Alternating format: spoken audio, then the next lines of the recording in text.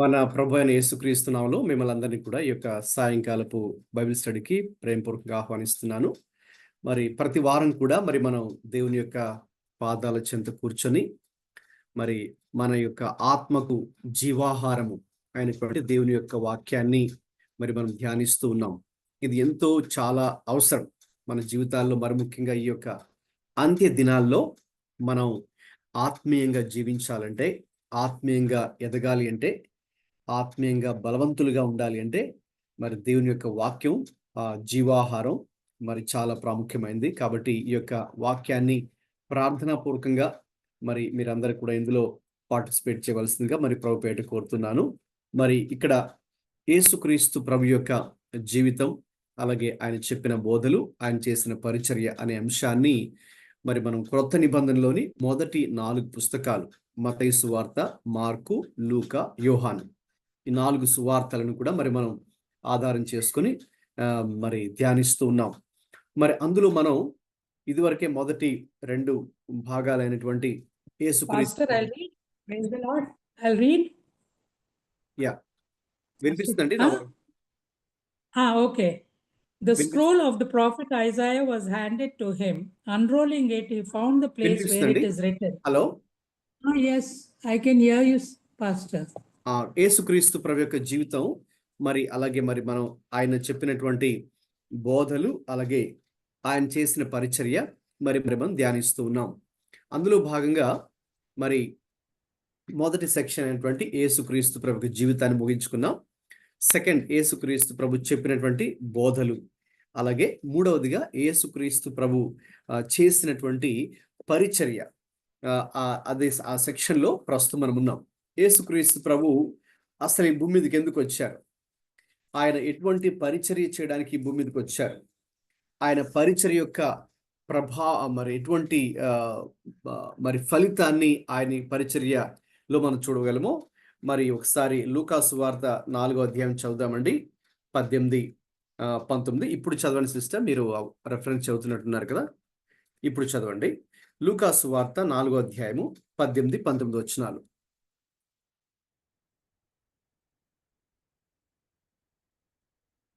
Luke? Yes, Pastor. 17. The scroll of the prophet Isaiah was handed to him. Unrolling it, he found the place where it is written, "The Spirit of the Lord is on me, because he has anointed me to preach good news to the poor. He has sent me to proclaim freedom for the prisoners and recovery of sight for the blind, to release the oppressed, to proclaim the year of the Lord's favor." 20. Okay. That's enough, sister. Thank you. తెలుగులో చదువుతున్నాను, చూడండి. ఎవరైనా ఒక తెలుగులో చదవండి, Bibles open చేసిన వారు. లూకా సువార్త 4, 17 నుండి 19 దాకా.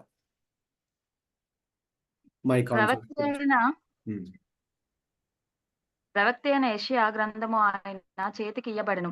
ఆయన గ్రంథము విప్పగా, ప్రభువు ఆత్మ నా మీద ఉన్నది, పేదలకు సువార్త ప్రకటించుటకై ఆయన నన్ను అభిషేకించెను. చెరలోనున్న వారికి విడుదలను, గుడ్డి వారికి చూపును కలుగునని ప్రకటించుటకును, నలిగిన వారిని విడిపించుటకును, ప్రభువు హితవత్సరమును ప్రకటించుటకును ఆయన నన్ను పంపి ఉన్నాడు అని వ్రాయబడిన చోటు ఆయనకు దొరికెను. చాలండి, గమనించండి. యేసుక్రీస్తు ప్రభు వారు ఈ భూమి మీదకి ఎందుకు వచ్చారంటే ఆ ఉద్దేశం కొరకే. ఆయన బీదలకు సువార్త ప్రకటించడానికి, చెరలో ఉన్న వారిని విడిపించుటకు, గురుడి వారికి చూపును అనుగ్రహించడానికి, అలాగే నలిగిన వారిని విడిపించడానికి, ప్రభు హితవత్సరాన్ని ప్రకటించడానికి యేసుక్రీస్తు ప్రభు ఈ భూమి మీదకి రావడం జరిగింది. కాబట్టి యేసుక్రీస్తు ప్రభు యొక్క పరిచర్య ఎవరెవరి మధ్య ఆయన చేశారు అని గనక మనం చూస్తే అనేక రకాల గుంపులు, you see different types of groups of people. Okay, ఇక్కడ మీరు స్లైడ్ మీద చూస్తున్నట్టుగా ఎవరెవరి మధ్య ఆయన ఆ యొక్క పరిచర్య చేశారో ఒకసారి ఎవరైనా ఒకసారి మైక్ ఆన్ చేసుకుని చదవండి.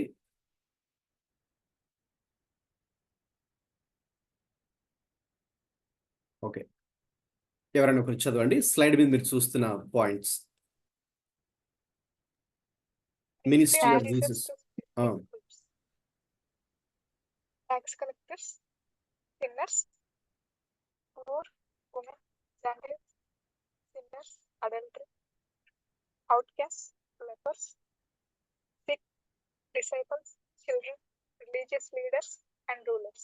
యేసుక్రీస్తు ప్రభువారు ఈ భూమి మీద ఆయన పరిచర్య చేసినప్పుడు ఇటువంటి వారి మధ్య ఆయన పరిచర్య చేశారు. మరి సుంకపు గుత్తదారులు, అంటే వారు ఆ రోజుల్లో పాపులుగా పిలువబడ్డారు, రైట్? అది మనం చూసాం ఇదివరకే. అలాగే లాస్ట్ వీక్ మరి బీదలు, పేదవారి మధ్య ఏ రీతిగా ఆయన సేవ చేశారో లాస్ట్ వీక్ మనం చూసాం. ఈరోజు ఆ 3వ సెక్షన్ స్త్రీల మధ్య యేసుక్రీస్తు ప్రభువారి పరిచర్య చూడబోతున్నాం. ఇక తర్వాత అన్యులు, అలాగే మరి పాపులుగా పిలువబడుతున్నటువంటి వారు, అలాగే కుష్ఠరోగులు, మరి వెలివేయబడినటువంటి వారు, అలాగే అనారోగ్యంతో ఉన్నటువంటి వారు, రోగులు, అలాగే శిష్యులు, అలాగే చిన్నపిల్లలు, అలాగే ఆనాటి మత నాయకులు, మత పెద్దలు, మరి వారి మధ్య యేసుక్రీస్తు ప్రభువారు పరిచర్య చేశారు. సో వారికి దేవుని యొక్క రాజ్యంను గురించిన సువార్త వారికి ప్రకటించారు. అలాగే వారి పాపములను ఆయన క్షమించారు. అలాగే వారందరికీ కూడా దేవుని యొక్క ప్రేమను వారికి పంచారు. దేవుని యొక్క కృప, ఆయన యొక్క కనికరము వారి మీద జాలిపడి, ఎందుకంటే ఆయన ప్రజలను, జన సమూహాలను చూసినప్పుడు ఏ రీతిగా స్పందించాడంటే ఆయన he was moved with compassion, seeing them as a sheep without shepherd. వారందరినీ ఎలా చూస్తారంటే ప్రభువారు మరి కాపరి లేని గొర్రెల వలె వారందరూ ఉన్నారు అని వారిని ఆయన తీర్పు తీర్చి ఖండించలేదు, కానీ వారి మీద కనికరపడి, జాలిపడి, మరి ఆయన వారి మధ్య నివసిస్తూ, వారితో సహవాసం చేస్తూ, వారి మధ్యకే ఈయనే వెళ్ళి, అంటే యేసయ్యే ఇనిషియేటివ్ తీసుకొని ప్రజల మధ్యకు వెళ్ళి, ఇటువంటి వారు, నశించిపోతున్నటువంటి వారు, లేక పాపములో ఉన్నటువంటి వారు, లేక కొన్ని బంధకాలలో ఉన్నటువంటి వారు, లేక కొన్ని వ్యసనాలకు వాళ్ళు, కొన్ని హ్యాబిట్స్కి అడిక్ట్స్ అయినటువంటి వారు, లేకపోతే ఎవ్వరూ వారిని ప్రేమించకుండా, వారిని చిన్న చూపు చూస్తూ, వారిని కించపరుస్తూ, వారిని తక్కువ చేసి చూస్తూ, వారికి ఏమాత్రం కూడా గౌరవం ఇవ్వకుండా, లేక ఊరి బయట మరి పెట్టబడినటువంటి వారు, అటువంటి వారి మధ్యకు ప్రభువే వెళ్ళి మరి ఆయన వారికి దేవుని ప్రేమను చూపించి, దేవుని యొక్క సువార్తను ప్రకటించి, వారిని స్వస్థపరిచి, వారిని రక్షణలోకి నడిపించి, దేవుని రాజ్యంలోకి వారందరినీ కూడా తీసుకొని వచ్చారు. కాబట్టి ఈ పరిచర్య చాలా చాలా అద్భుతమైనటువంటి పరిచర్య. యేసుక్రీస్తు ప్రభువారి యొక్క పరిచర్య మరి కేవలం 3.5 సంవత్సరాలు మాత్రమే ఈ భూమి మీద ఆయన చేసినప్పుడు కూడా, మరి అది ప్రపంచవ్యాప్తంగా 2000 సంవత్సరాలు దాటిపోయినప్పటికీ కూడా ఇంకా we see the impact of the ministry, right కదండి?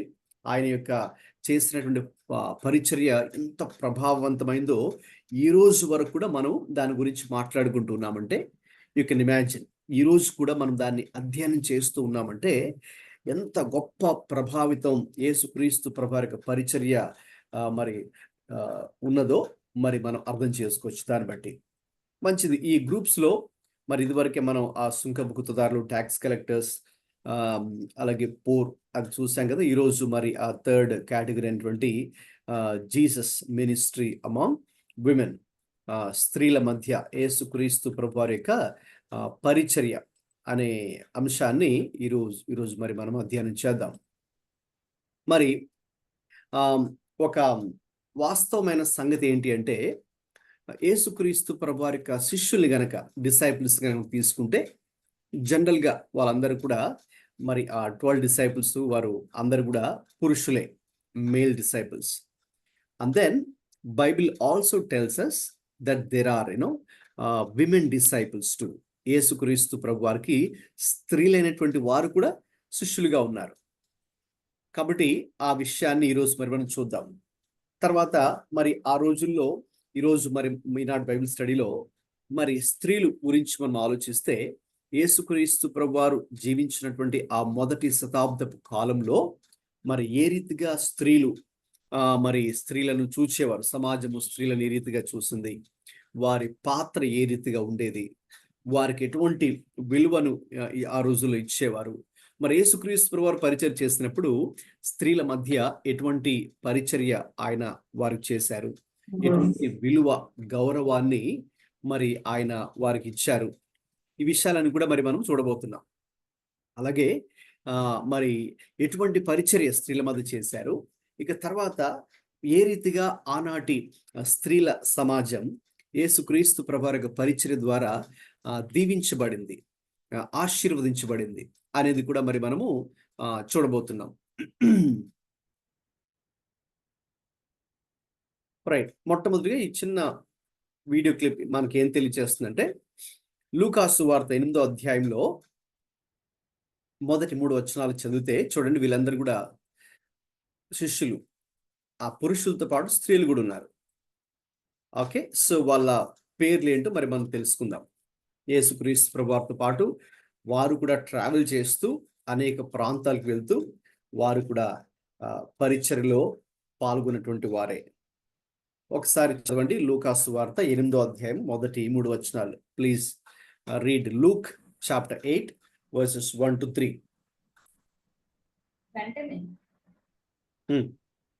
వెంటనే ఆయన దేవుని రాజ్య సువార్తను తెలుపుచు ప్రకటించుచు ప్రతి పట్టణంలోను ప్రతి గ్రామంలోను సంచారం చేయుచుండగా 12 మంది శిష్యులను పవిత్రాత్మను వ్యాధులను పోగొట్టబడిన కొందరు స్త్రీలను, అనగా 7 దయ్యములు వదిలిపోయిన మగ్దలేనే అనబడిన మరియయు, హేరోదు యొక్క గృహ నిర్వాహకులకు కూచా భార్యకు యోహన్నయు సూజన్నయు ఆయనతో కూడా ఉండేది.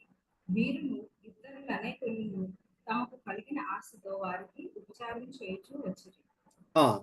గమనించండి, ఇక్కడ యేసుక్రీస్తు ప్రభువారు మరి ఆయన పరిచర్య చేస్తూ ఉండగా అనేక గ్రామాలకు, పట్టణాలకు, అనేక స్థలాలకు వెళ్తూ ఉండగా మరి ఆయన మొట్టమొదటిగా మరి ఆయనతో కూడా ఉండి పరిచర్య చేయడానికి మరి 12 శిష్యుల్ని ఆయన ఏర్పాటు చేసుకున్నారు. ఆ 12 కూడా వాళ్ళందరూ కూడా మరి పురుషులైనటువంటి వారే.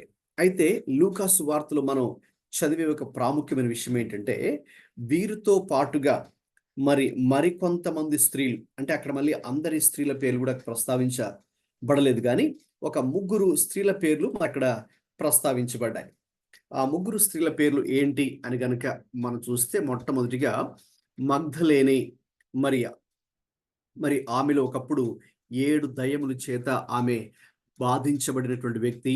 అయితే దేవుడు ఆమెను స్వస్థపరిచాడు.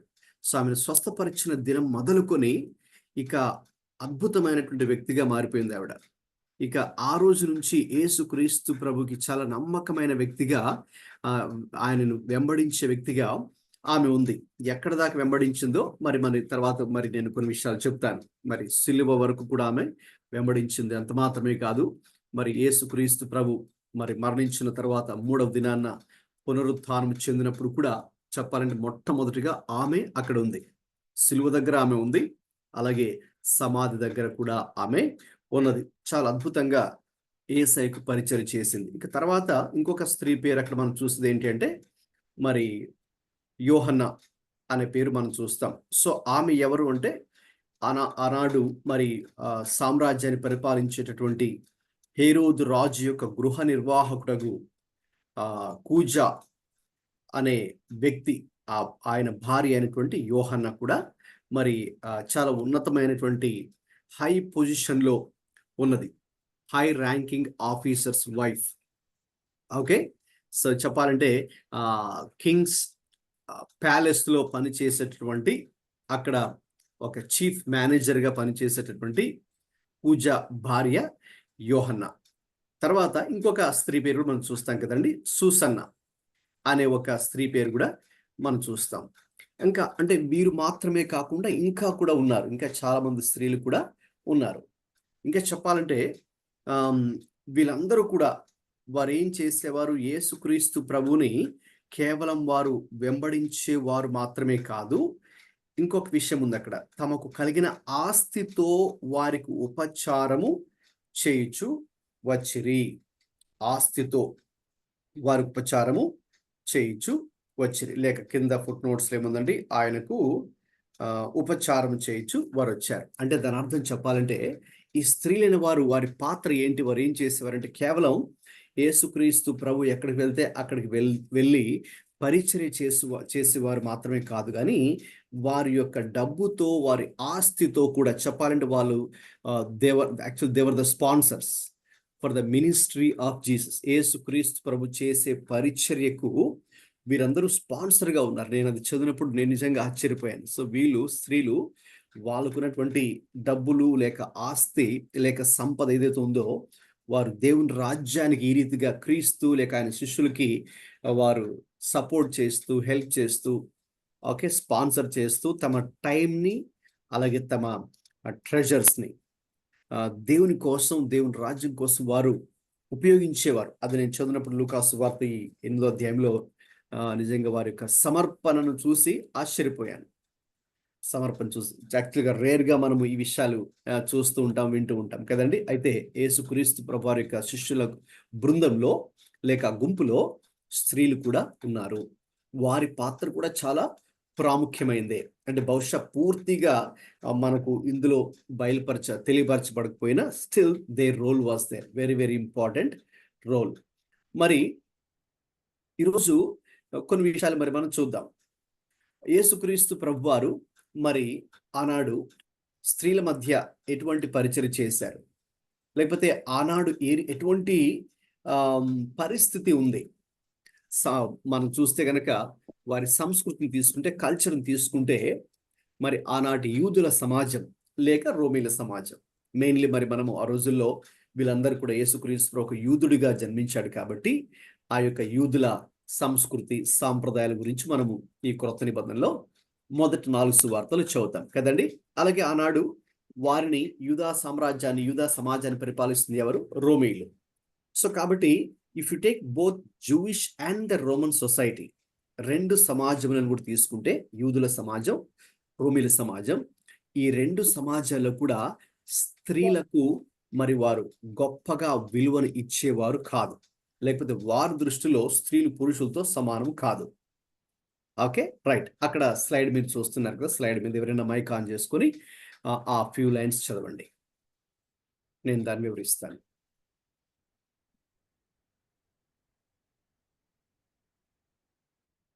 చదవండి ఎవరైనా. Jesus' ministry among women was radical and countercultural in the context of first century Jewish society, where women generally had normal social status and fewer religious rights. Jesus consistently treated women with dignity, compassion, and equality, often including them in his teaching and ministry in ways that broke with traditional norms. Yes okay right. మీరు ఇక్కడ చూస్తున్నట్టుగా slide మీద ఆనాటి మొదటి శతాబ్దపు కాలంలో యూదుల సమాజం కానీ Jewish society or the Roman society, so వారు ఈ యొక్క సాంఘికమైనటువంటి స్టేటస్, సోషల్ స్టేటస్ వారికి ఉండేది కాదు. అంటే పురుషులతో వారు సమానము కాదు, ఎందుకంటే పురుష ఆధిక్య సమాజం, మేల్ డామినేటెడ్ సొసైటీస్. ఓకే, ఆనాటి జూయిష్ సొసైటీని తీసుకున్నా, అలాగే రోమన్ సొసైటీ తీసుకున్నా, లేదు ఒకప్పుడు మన యొక్క ఇండియన్ సొసైటీ కూడా మనకు తెలుసు కదండి. మీరు 18th సెంచరీ కొన్ని విషయాలు మీరు వినే ఉంటారు. సతీ సహగమనం, అంటే మరి భర్త చనిపోయినప్పుడు భార్య కూడా అదే సమయం ముందు ఆమె చనిపోవాలి. సో ఎందుకంటే ఇంకా ఆమెకంటూ ప్రత్యేకమైనటువంటి గుర్తింపు విలువ అంటూ ఏమీ లేదు. ఓకే, సో పురుషుడు చనిపోయిన తర్వాత ఇంకా ఆమెకు ప్రత్యేకమైన గుర్తింపు విలువ లేదు కాబట్టి ఆ భర్తతో పాటు భార్య కూడా చనిపోవాల్సిందే. సో కాబట్టి ఆ రీతిగా మన యొక్క సమాజం కూడా, సో ఇండియన్ సొసైటీ కూడా అటువంటి మేల్ డామినేటెడ్ సొసైటీ కిందే వచ్చింది. అఫ్ కోర్స్ దాని తర్వాత మనకు చాలా లాస్, అనేక చట్టాలు వచ్చిన తర్వాత మరి ఆ పరిస్థితులు మారిపోయాయి. అఫ్కోర్స్ ఇప్పుడు కూడా పూర్తిగా మారిపోయాయని మనం చెప్పలేం, కానీ చాలా మటుకు అటువంటి ఒక అండర్స్టాండింగ్ మారిందని చెప్పచ్చు. సో కాబట్టి అయితే అప్పట్లో అది చాలా ఉంది. అయితే యేసు ప్రభు ఏం చేశారు అది మనకు చాలా ఇంపార్టెంట్ ఇప్పుడు. ఓకే, సో యేసు ప్రభు వారు ఆయన బహిరంగ సేవను ప్రారంభించినప్పుడు చూడండి, ఆనాడు ఆయన ఒక కల్చర్లో జన్మించారు. జూయిష్ కల్చర్లో ఆయన పుట్టారు, అందులోనే ఆయన పెరిగారు, అక్కడే వారి మధ్య ఉండి ఆయన పరిచయం చేశారు. సో అయితే ఆయన ఏం చేశారంటే ఆ కల్చర్లో ఉన్నటువంటి కొన్ని మంచి సాంప్రదాయాలు, మంచి విషయాలు ఉన్నాయి. Okay, at the same time ఇటువంటి కొన్ని చెడు సాంప్రదాయాలు కూడా ఉన్నాయి. ఓకే, అంటే దేవుని వాక్యానికి విరుద్ధమైనటువంటి కొన్ని ట్రెడిషన్స్, ఓకే, కొన్ని కల్చరల్ ప్రాక్టీసెస్ కూడా వాళ్ళ సాంప్రదాయాలు కూడా ఉన్నాయి, జూయిష్ కల్చర్లు కూడా ఉన్నాయి. అయితే మరి ప్రభు ఏం చేశారు, ఇది మీరు చాలా జాగ్రత్తగా వినాలి. ఏవైతే దేవుని వాక్యానికి అనుగుణంగా ఉన్నాయో యూదుల సంప్రదాయంలో, జూయిష్ సొసైటీలో, ఆయన వాటిని పాటించారు, వాటినేమి ఆయన బ్రేక్ చేయలేదు. అయితే ఏవైతే యూదుల సాంప్రదాయంలో ఉన్నటువంటి కొన్ని దేవుని వాక్యానికి విరుద్ధమైనటువంటి పద్ధతులు, ఆచారాలు, సాంప్రదాయాలు, ఆలోచన విధానం ఏదైతే ఉందో వాటిని ఆయన పాటించలేదు, వాటిని ఆయన బ్రేక్ చేశాడు. ఎందుకంటే అది దేవునికి విరుద్ధం, దేవుని వాక్యానికి విరుద్ధమైంది, దేవుని యొక్క సత్యానికి విరుద్ధమైంది, దేవుని రాజ్యపు విలువలకు విరుద్ధమైంది. సో కాబట్టి అలాగ ఈరోజు కూడా దాని నుంచి మనం నేర్చుకునే ఒక పాఠం ఏంటి అంటే, okay, very precious lesson. Every culture, ప్రతి కల్చర్లో కూడా కొన్ని మంచి విషయాలు ఉంటాయి, కొన్ని చెడు విషయాలు ఉంటాయి కదండి. సో కొన్ని మంచి రూల్స్ లేక ట్రెడిషన్స్ లేకపోతే ప్రాక్టీసెస్ ఉంటాయి, అలాగే సేమ్ టైం కొన్ని చెడు సాంప్రదాయాలు కూడా ఉంటాయి. కాబట్టి మనం ఏం చేయాలి, because we are not only citizens of the land wherever we are, ఇక్కడ మనం ఇండియాలో పుట్టి పెరిగాం కాబట్టి సో ఇండియన్ సిటిజన్స్ గా మనం ఉన్నాము. ఓకే, సేమ్ టైం మనకి ఇప్పుడు డ్యువల్ సిటిజన్షిప్ ఉంది. ఏంటి ఆ డ్యువల్ సిటిజన్షిప్ అంటే, సో మనం we are part of the kingdom of God as well, దేవుని రాజ్యంలో మరి మనము భాగమై ఉన్నాం. సో కాబట్టి మనకి డ్యువల్ సిటిజన్షిప్ ఉంది కదండి. సో ఈ దేశంలో ఎక్కడ పుట్టి పెరిగాము అక్కడ, అలాగే మరి దేవుని యొక్క రాజ్యం, ఓకే, దేవుని యొక్క రాజ్యం పరలోక రాజ్యానికి సంబంధించిన వారు కూడా మనం కాబట్టి, సో ఇప్పుడు మనం ఫాలో అవ్వాల్సింది దేవుని రాజ్యపు విలువలు, Kingdom values, the values of the kingdom of God, దేవుని రాజ్యపు విలువలు మనం అనుసరించాలి. కాబట్టి యేసుక్రీస్తు ప్రభువు ఏం చేశారంటే, ఆనాటి సమాజంలో వారు స్త్రీలను చిన్న చూపు చూసేవారు. అందుకే గమనించండి, ఒక యావరేజ్ జ్యూ, ఒక యూదుడు, సాధారణమైనటువంటి ఒక యూదుడు ప్రతిరోజు చేసే ప్రార్థనలో ఎలా ఉంటుందంటే, ఓ ప్రభువా, నీవు నన్ను ఒక అన్యుడుగాను లేక స్త్రీగాను లేక కుక్కగాను సృష్టించినందుకు మీకు వందనాలని చెప్పేవాడంట. So that means is thankful to God for not being the female. కాబట్టి అంటే అతని దృష్టిలో మరి స్త్రీలుని వారు చిన్న చూపు చూసేవారు కాబట్టి, అంటే నేను తక్కువగా సృష్టించకుండా గొప్పగానే నన్ను చేసినందుకు నీకు వందనాలని ఒక యూదుడు, okay, average Jew would pray like that, అలాగ వారు ప్రార్థన చేసేవారు. ఓకే, మరైతే అది సరైనది కాదు దేవుని యొక్క వాక్యంతో గనక మనం చూసినప్పుడు. కాబట్టి యేసుక్రీస్తు వారు అటువంటి కల్చర్లోకి ఆయన ఎంటర్ అయ్యారు, అటువంటి కల్చర్లో ఆయన జీవించారు, అటువంటి కల్చర్లో ఆయన మినిస్ట్రీ చేశారు. సో కాబట్టి మరి అలాగ ఉన్నప్పుడు ఆయన దేన్ని అనుసరించారు, ఏ ట్రెడిషన్ని ఆయన ఫాలో అయ్యారు, ఏ రూల్స్ని ఆయన ఫాలో అయ్యారు, ఏది ఫాలో అవ్వలేదు అంటే దేవుని రాజ్యపు విలువలతో ఉన్నటువంటి పద్ధతులు మాత్రమే అనుసరించారు. దేవుని రాజ్యానికి ఏదైతే విరుద్ధంగా కాంట్రడిక్టరీగా ఉంటుందో దాన్ని ఆయన అనుసరించలేదు. మరి అలా అనుసరించకపోతే ప్రజలు ఏమన్నా అనుకుంటారు కదా. అవును, ప్రజలు ఏమన్నా అనుకొని అతన్ని చెడుగా అనుకొని లేక అతన్ని తిట్టని లేక కొన్ని పేర్లు పెట్టి అతన్ని పిలిచినప్పుడు కూడా ఆయన మాత్రం అనుసరించింది దేవుని రాజ్యపు విలువలను. సో కాబట్టి ఈ రోజున మనం ఆ విషయాలు మనం కొంచెం డీపర్గా మరి మనం కొన్ని అధ్యయనం చేయబోతున్నాం. యేసుక్రీస్తు ప్రభువారు జీవించిన రోజుల్లో మరి ఏ రీతిగా, అందుకే మీరు అక్కడ ఆ స్లైడ్లో చదివారు కదమ్మా, అక్కడ 4th లైన్లో ఉంటుంది, Jesus consistently treated women with dignity, compassion and equality. Okay, ఎందుకంటే దేవుని దృష్టిలో మరి దేవుడు చూడండి, స్త్రీల్ని పురుషుని చేసినప్పుడు ఆదికాండంలో 1వ అధ్యాయం మనం ఏం చదువుతాం, స్త్రీ కానీ పురుషుడైనా వారు ఎవరి సారూప్యతలో చేయబడ్డారు చెప్పండి, ఎవరి పోలికలు సృష్టించబడ్డారు? The image of God. The image of God, yes. దేవుని పోలికలో దేవుని సారూప్యతలో స్త్రీ మరియు పురుషులు సృష్టించబడ్డారు. కాబట్టి దానిని మనం ఆధారం చేసుకుంటే, keeping that image of God in mind, దేవుని యొక్క పోలిక సారూప్యతను మన దృష్టిలో ఉంచుకుంటే దేవుని దృష్టిలో మన అందరూ కూడా సమానమే. We are all equal in the sight of the Lord. ఈ సమాజమే ఏం చేస్తుందండి, ఒకళ్ళు ఎక్కువ ఒకళ్ళు తక్కువ, అనే భేదాలు, తారతమ్యాలు మనకి ఈ యొక్క సమాజంలో ఉన్నాయి కదండి. ఒకరు ఎక్కువ, ఒకరు తక్కువ, లేకపోతే అది వాళ్ళ జెండర్ని బట్టి డిస్క్రిమినేట్ చేస్తారు, రైట్. వాళ్ళ యొక్క మన ఇండియాలో అయితే క్యాస్ట్ని బట్టి డిస్క్రిమినేషన్ ఉంటుంది, తక్కువ ఎక్కువ చూస్తారు, ఓకేనండి. కులాన్ని బట్టి, అలాగే వాళ్ళ చదువుని బట్టి, ఓకే, ఎక్కువ తక్కువ అని అంచనా వేస్తారు. లేక వాళ్ళకున్నటువంటి ఆర్థిక పరమైనటువంటి మూలాలను బట్టి, ఎకనామిక్ స్టేటస్ని బట్టి, బ్యాక్గ్రౌండ్ బట్టి కూడా ఒకళ్ళు ఎక్కువ ఒకళ్ళు తక్కువ అని అంచనా వేస్తారు. లేక వాళ్ళ ప్రొఫెషన్ని బట్టి, వాళ్ళు చేస్తున్నటువంటి వృత్తిని బట్టి, ఉద్యోగాన్ని బట్టి, ఓకేనండి, ఆ సోషల్ స్టేటస్ని బేస్ చేసుకుని వాళ్ళు ఏం చేస్తారంటే ఒకరు ఎక్కువ ఒకరు తక్కువ అని మరి ఆ రీతిగా డిస్క్రిమినేషన్ అనేది మనకు ఈ సొసైటీలో ఉంది. కానీ దేవుని దృష్టిలో అది సరి అయినది కాదు. సో ఆయన దృష్టిలో మరి అందరూ కూడా సమానమే, ఈక్వాలిటీ. సో అందుకే ఎప్పుడు కూడా Jesus consistently treated women with dignity, compassion and equality. కాబట్టి ఇప్పుడు ఆయన చేస్తున్నటువంటి పరిచర్య అనేది ఆయన ఒక విధంగా చెప్పకనే చెప్పినటువంటి ఒక సత్యం ఏంటంటే, ఇదిగో మీరు ఒకటి తెలుసుకోవాలి, వారు కూడా అంటే స్త్రీలు కూడా పురుషులతో సమానమే దేవుని దృష్టిలో. Like we are all same in our status, like only thing we are different in our responsibilities. రోల్స్లో మాత్రమే మనం డిఫరెంట్. అంటే దేవుడు పురుషునికి ఇచ్చినటువంటి బాధ్యతలు వేరు, స్త్రీకి ఇచ్చినటువంటి బాధ్యతలు వేరు. Okay, we only differ in our roles and responsibilities but not in our status. Okay, అందరూ కూడా దేవునికి దృష్టిలో సమానమే, కానీ చేసేటటువంటి పనులు లేక వృత్తులలో మాత్రమే మరి మనము డిఫరెంట్.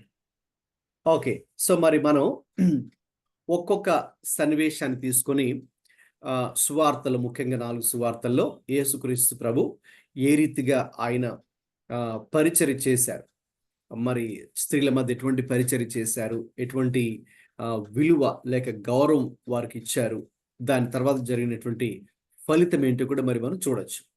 అందులో భాగంగా ఇక్కడ మొట్టమొదటి విషయం, ఫస్ట్ థింగ్, ఇది ఫస్ట్ పాయింట్ చదవండి ఎవరైనా మైక్ ఆన్ చేసుకుని. Inclusion in his circle. Women were among Jesus' close followers, traveling with him, supporting his ministry financially. Luke 8:1-3 mentions Mary Magdalene, Joanna, Susanna, and others who provided for them out of their resources. This was unusual as women typically did not travel with male teachers or rabbis. చాలండి, thank you.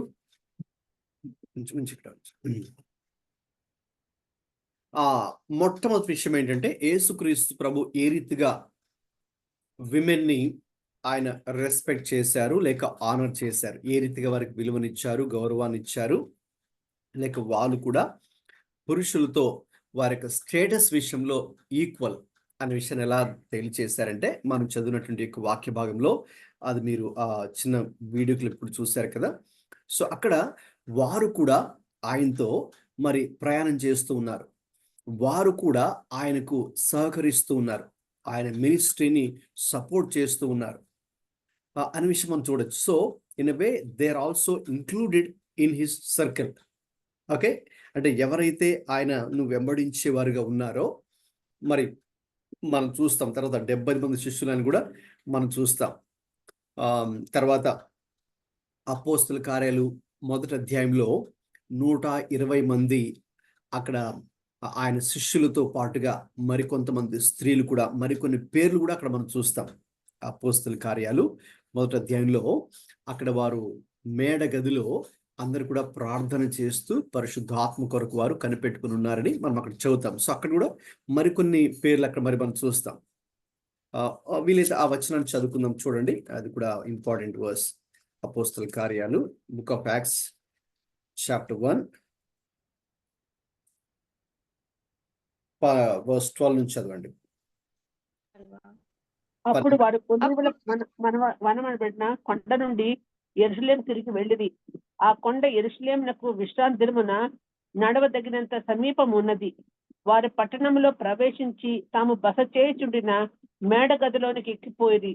వారెవరనగా పేతురు, యోహాను, యాకోబు, ఆంద్రేయ, ఫిలిప్పు, తోమా, బర్తలోమియో, మత్తయి, అల్ఫయు కుమారుడగు యాకోబు, జెలోతే అనబడిన సీమోను, యాకోబు కుమారుడు యూదా అనువారు.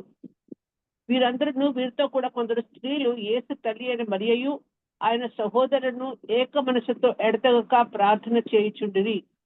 చాలండి, థ్యాంక్ యూ. గమనించండి, ఇక్కడ మరికొంతమంది స్త్రీల పేర్లు కూడా మనం చూస్తాం కదండి. సో కాబట్టి అక్కడ వాళ్ళు 120 మంది అక్కడ వాళ్ళు గ్యాదర్ అయ్యి అక్కడ ప్రార్థన చేస్తున్నారు. కాబట్టి 12 శిష్యులతో పాటుగా మనం లూకాసు వార్తలో 70 మంది శిష్యులని చదువుతాం. అలాగే మరి ఇక్కడ కూడా 120 మంది గురించి చదువుతాం. కాబట్టి వీళ్ళందరిలో కూడా స్త్రీలు ఉన్నారు. వారందరూ కూడా ప్రార్థన చేసేవారు, ప్రయాణాలు చేసేవారు, అలాగే మినిస్ట్రీకి సపోర్ట్ కూడా వారు చేసేవారు. సో అది వెరీ వెరీ ఇంట్రెస్టింగ్ థింగ్. అలాగే ఇప్పుడు ఇక్కడ సెకండ్ పాయింట్ చదవండి. ఇక్కడ Mary Magdalene is a prominent figure, often misunderstood but clearly a devoted disciple who followed Jesus after being healed. She was present at the crucifixion and resurrection, a key witness to these events. Right. Magdaleni Mariya, Mary Magdalene గురించి ఇక్కడ మనకి ఇక్కడ చూస్తున్నాం కదండి. ఆమె కూడా నేను మీకు స్టార్టింగ్లో చెప్పినట్టుగా అక్కడ యోహన్న అలాగే సూసన్నతో పాటుగా మగ్దలేని మరియ కూడా ఉంది. చాలా ప్రాముఖ్యమైనటువంటి పాత్ర ఆమె కూడా పోషించింది. యేసుక్రీస్తు ప్రభువారు ఆమెను స్వస్థపరిచిన తర్వాత, అంటే 7 దురాత్మల చేత ఆమె పీడించబడేది లేక బాధించబడే స్త్రీ. అయితే దేవుడు మరి ప్రభు తన కృపను బట్టి ఆమెలో దురాత్మలు వెళ్ళగొట్టబడిన తర్వాత ఆమె స్వస్థత పొందుకున్న తర్వాత ఇక కంప్లీట్లీ ఇక ప్రభువుకి ఆమె తనను తాను సమర్పించుకొని యేసుక్రీస్తు ప్రభుని వెంబడించినట్టుగా మనం చూస్తాం. ఇంకా తర్వాత ఆమె మరి సిలువ వేయబడుతున్నప్పుడు ఇంకా చెప్పాలంటే ఎవరు మన 12 శిష్యులు ఎవరు లేరు అక్కడ, ఎక్సెప్ట్ జాన్, యోహాను తప్ప ఎవరైతే మేల్ డిసైపుల్స్ ఉన్నారో వాళ్ళు ఎవరు లేరండి. ఇంకా చెప్పాలంటే మనం బైబిల్లో చదివేంటి, వాళ్ళు ఇంకా భయంతో వాళ్ళు పారిపోయి వాళ్ళు ఒక చోటుకు వెళ్ళి అక్కడ వాళ్ళు తలుపులు వేసుకొని అక్కడ వాళ్ళు భయంతో ఉన్నారు. ఎందుకంటే ఆల్రెడీ మరి అక్కడ ఉన్నటువంటి సైనికులు, యూదులు కానీ లేక రోమా సైనికులు కానీ, యూదా మత పెద్దలు కానీ లేక రోమా సైనికులు కానీ వీరి మీద కూడా ఒక కన్నేసి ఉంచారు. శిష్యులను కూడా అవకాశం ఉంటే లేకపోతే వారు కూడా వాళ్ళని కూడా పట్టుకొని బంధించి లేకపోతే వాళ్ళని కూడా చంపేసే ప్లాన్లో వారు ఉన్నారు. కాబట్టి వాళ్ళు చెప్పాలంటే భయంలో ఉన్నారు. కానీ అక్కడ ఒక విధంగా చెప్పాలంటే ధైర్యంతో, మరి ఇంకా చెప్పాలంటే భయపడకుండా తమ ప్రాణాలను రిస్క్ చేసి, ఉదాహరణకి ఇక్కడ మరి మనము యోహన్న గురించి మనం చదివాం కదండి, జోయానా గురించి. సో ఆమె గురించి ఏమని ఉంది అక్కడ, ఒక మాట చదవండి. లూక్స్ గాస్పల్లో 8వ అధ్యాయంలో ఆమె గురించి, హేరోదు యొక్క గృహ నిర్వాహకుడగు కూజా భార్యగు యోహన్న. సో ఈమె చెప్పాలంటే చాలా పెద్ద రిస్క్ చేసింది దేవుని కోసం, యేసుక్రీస్తు కోసం. ఎందుకంటే మరి ఆమె భర్త ఎక్కడ పనిచేస్తున్నాడు, ఆయన ఎక్కడ ఎంప్లాయీగా ఉన్నాడు, హేరోదు దగ్గర ఆయన ఎంప్లాయీగా ఉన్నాడు. హేరోదు ఆఫీసులో అనుకోండి, ఓకే. మరి it's like a PMO or CMO, prime minister's office లేకపోతే చీఫ్ మినిస్టర్స్ ఆఫీస్ అనుకోండి, రైట్, ప్రజెంట్ లాంగ్వేజ్లో.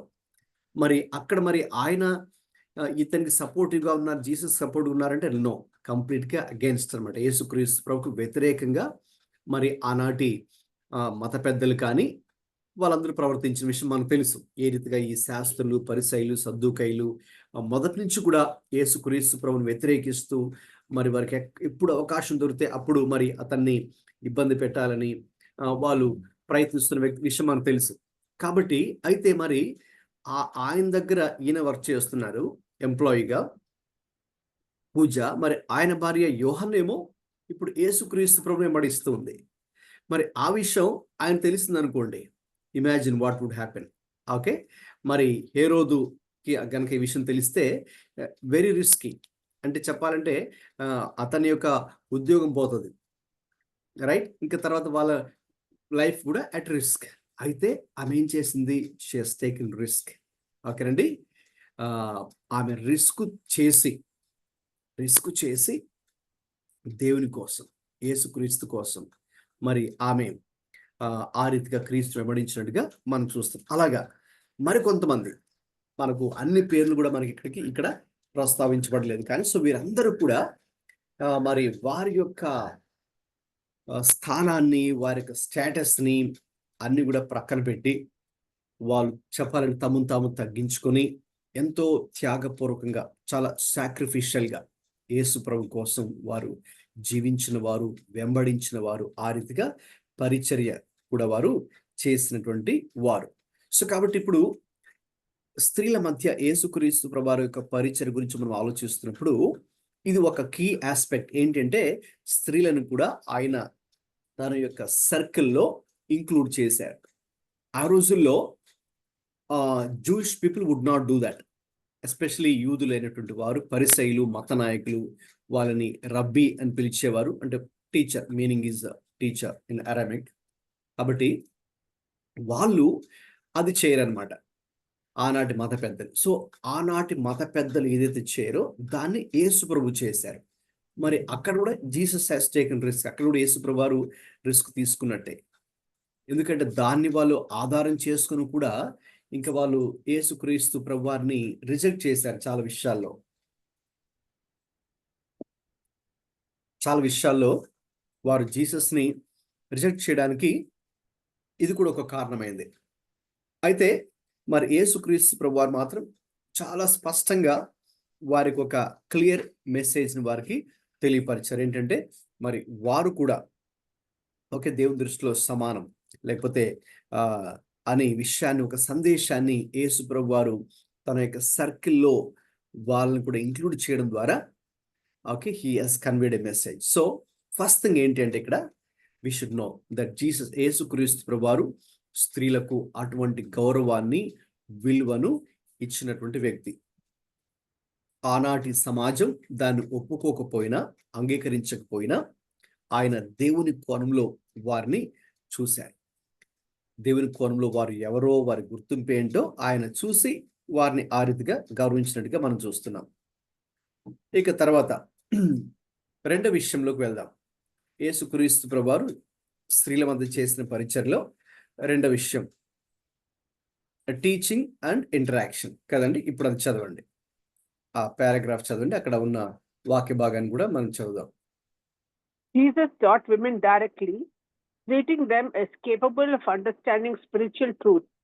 In Luke 10:38-42, Mary of Bethany sits at Jesus' feet to learn, a role typically reserved for male disciples. Jesus affirms a choice over master's concern with domestic tasks, prioritizing spiritual engagement. Okay, గమనించండి. యేసుక్రీస్తు ప్రభువారు రెండవదిగా వారికి ఏ రీతిగా గౌరవాన్ని ఇచ్చారు, ఏ రీతిగా చూశారు, ఏ రీతిగా విలువనిచ్చారు అని ఆలోచిస్తే అక్కడ ఆయన వారికి దేవుని సత్యాలను, దేవుని యొక్క వాక్యాన్ని వారికి ప్రత్యక్షంగా బోధించినటువంటి వ్యక్తిగా మనం చూస్తున్నాం. సో లూకా సువార్త 10వ అధ్యాయము 38 నుంచి 42 దాకా చదవండి.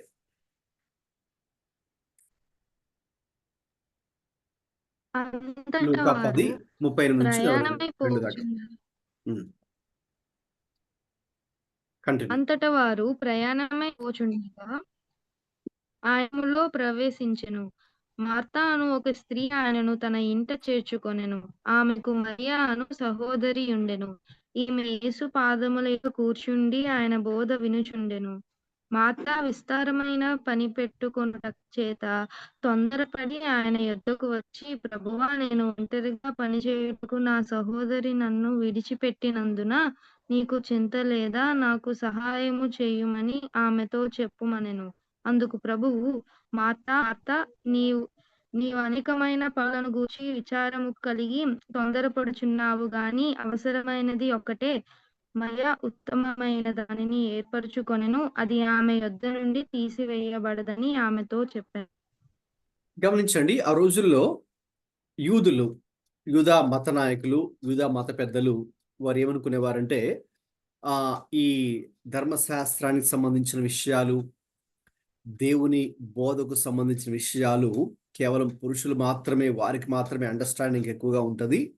ఇక స్త్రీలకు ఆ అండర్స్టాండింగ్ ఎక్కువ ఉండదు, వారికి తక్కువ అండర్స్టాండింగ్ ఉంటుంది. వాళ్ళు కొంచెం వాళ్ళని చిన్న చూపు చూసేవారు. సో అందుకే వారు ఆ రిలీజియస్ యాక్టివిటీస్లో వారిని ఇన్వాల్వ్ చేయలేదు. ఆ మతపరమైనటువంటి సాంప్రదాయాలు ఏవైతే వారికి ఉన్నాయో వారు కేవలము పురుషులు మాత్రమే వాటిని చేసేవారు. ఎందుకంటే ఈ స్పిరిచువల్ ట్రూత్స్ విషయంలో, ఆత్మ సంబంధమైన విషయంలో వీరికి తక్కువ అవగాహన ఉంటుంది అనేది వాళ్ళు అనుకున్నారు. అయితే విచ్ ఇస్ నాట్ ట్రూ, అది నిజం కాదని యేసు ప్రభువారు మరొకసారి స్త్రీలకు బోధించే విషయంలో మనకు అర్థమవుతుంది. సో అక్కడ మరియా, బేతనీలో ఉన్నటువంటి ఆ మరియా యేసుక్రీస్తు ప్రభు యొక్క పాదాల చెంత కూర్చుని ఆయన చెప్పే సంగతులు మరి ఆమె చాలా జాగ్రత్తగా వింటూ ఉంది. వింట మాత్రమే కాదు, ఆయన చెబుతున్నటువంటి సంగతులను వారు గ్రహించారు. అలాగే యేసుక్రీస్తు ప్రభు ఎక్కడ బోధించినా వారందరూ ఆ సంగతులను విన్నారు, గ్రహించారు. ఇంకా చెప్పాలంటే వారు ఇంకా రిస్క్ తీసుకుని కొంత ముందుకెళ్ళి ఇంకా ఒక పని కూడా చేశారు. అదేంటో నెక్స్ట్ పారాగ్రాఫ్ లో మనం చూద్దాం. సో కాబట్టి ఇక్కడ మొట్టమొదటిగా ఆనాడు వారు దేవునికి సంబంధించిన విషయాలకు వీరి గ్రహింపు తక్కువ ఉంది అని వాళ్ళు అనుకునేవారు. అయితే అది కరెక్ట్ కాదని యేసుక్రీస్తు ప్రభువారు మరి వారు కూడా దేవుని సంగతుల్ని అర్థం చేసుకోగలరు, వారికి కూడా ఆ గ్రహింపు ఉంది, ఆ అండర్స్టాండింగ్ ఉంది, మనం దాన్ని కొట్టిపడేయకూడదు అని వారికి కూడా ఆయన బోధించడం జరిగింది.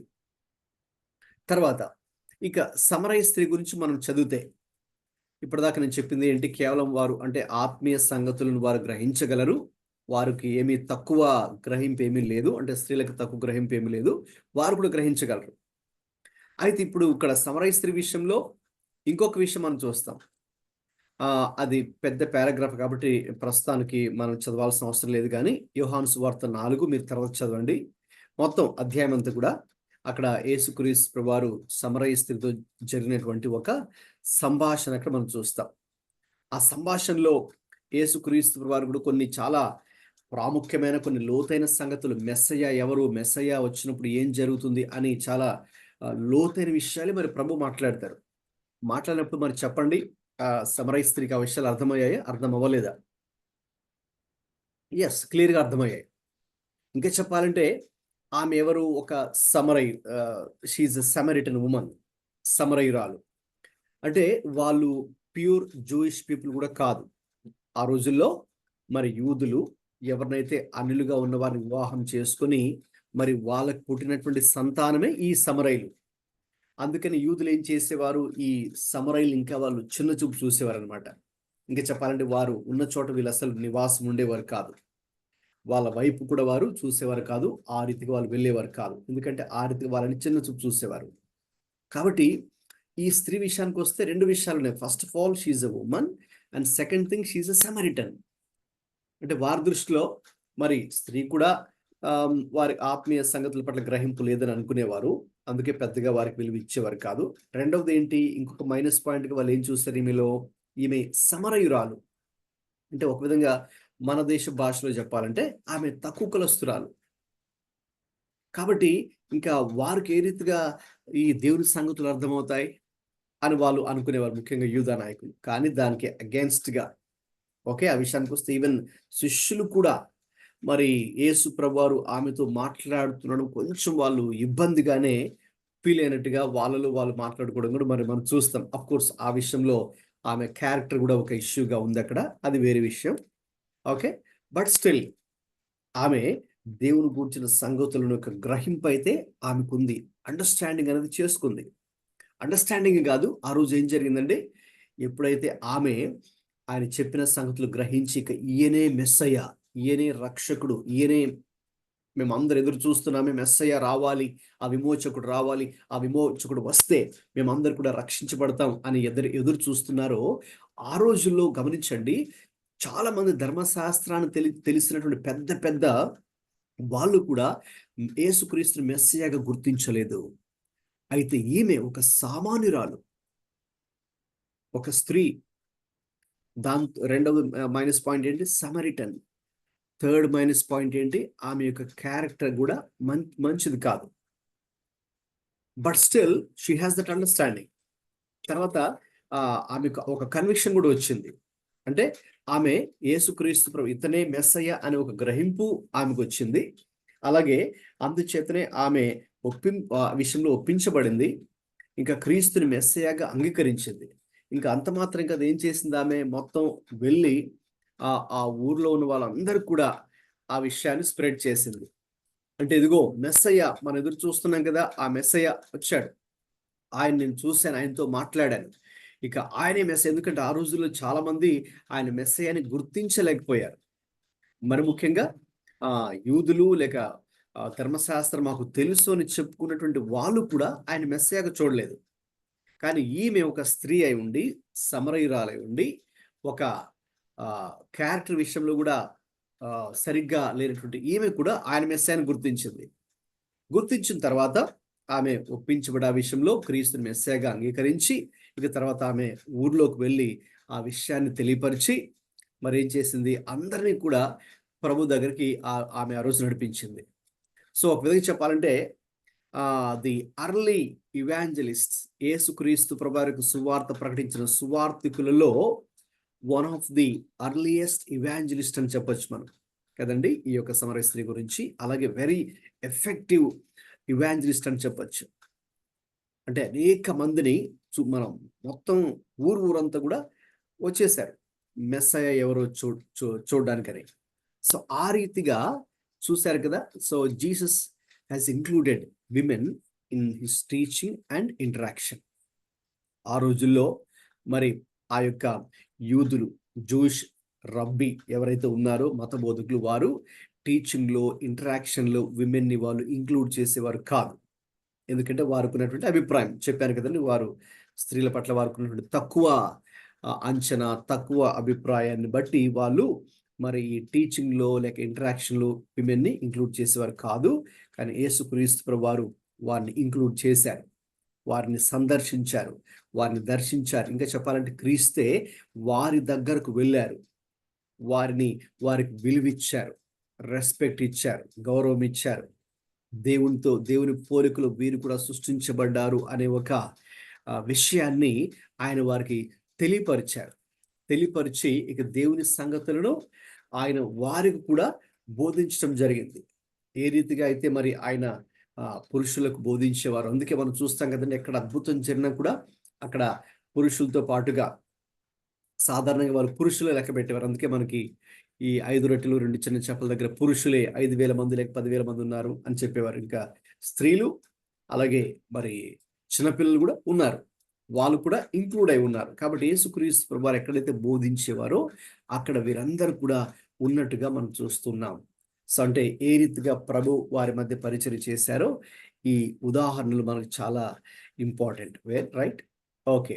థర్డ్ ఆస్పెక్ట్లోకి వెళ్దాం. యేసుక్రీస్తు ప్రభువు వారు స్త్రీల మధ్య ఎటువంటి పరిచర్య చేశారు. చదవండి few lines.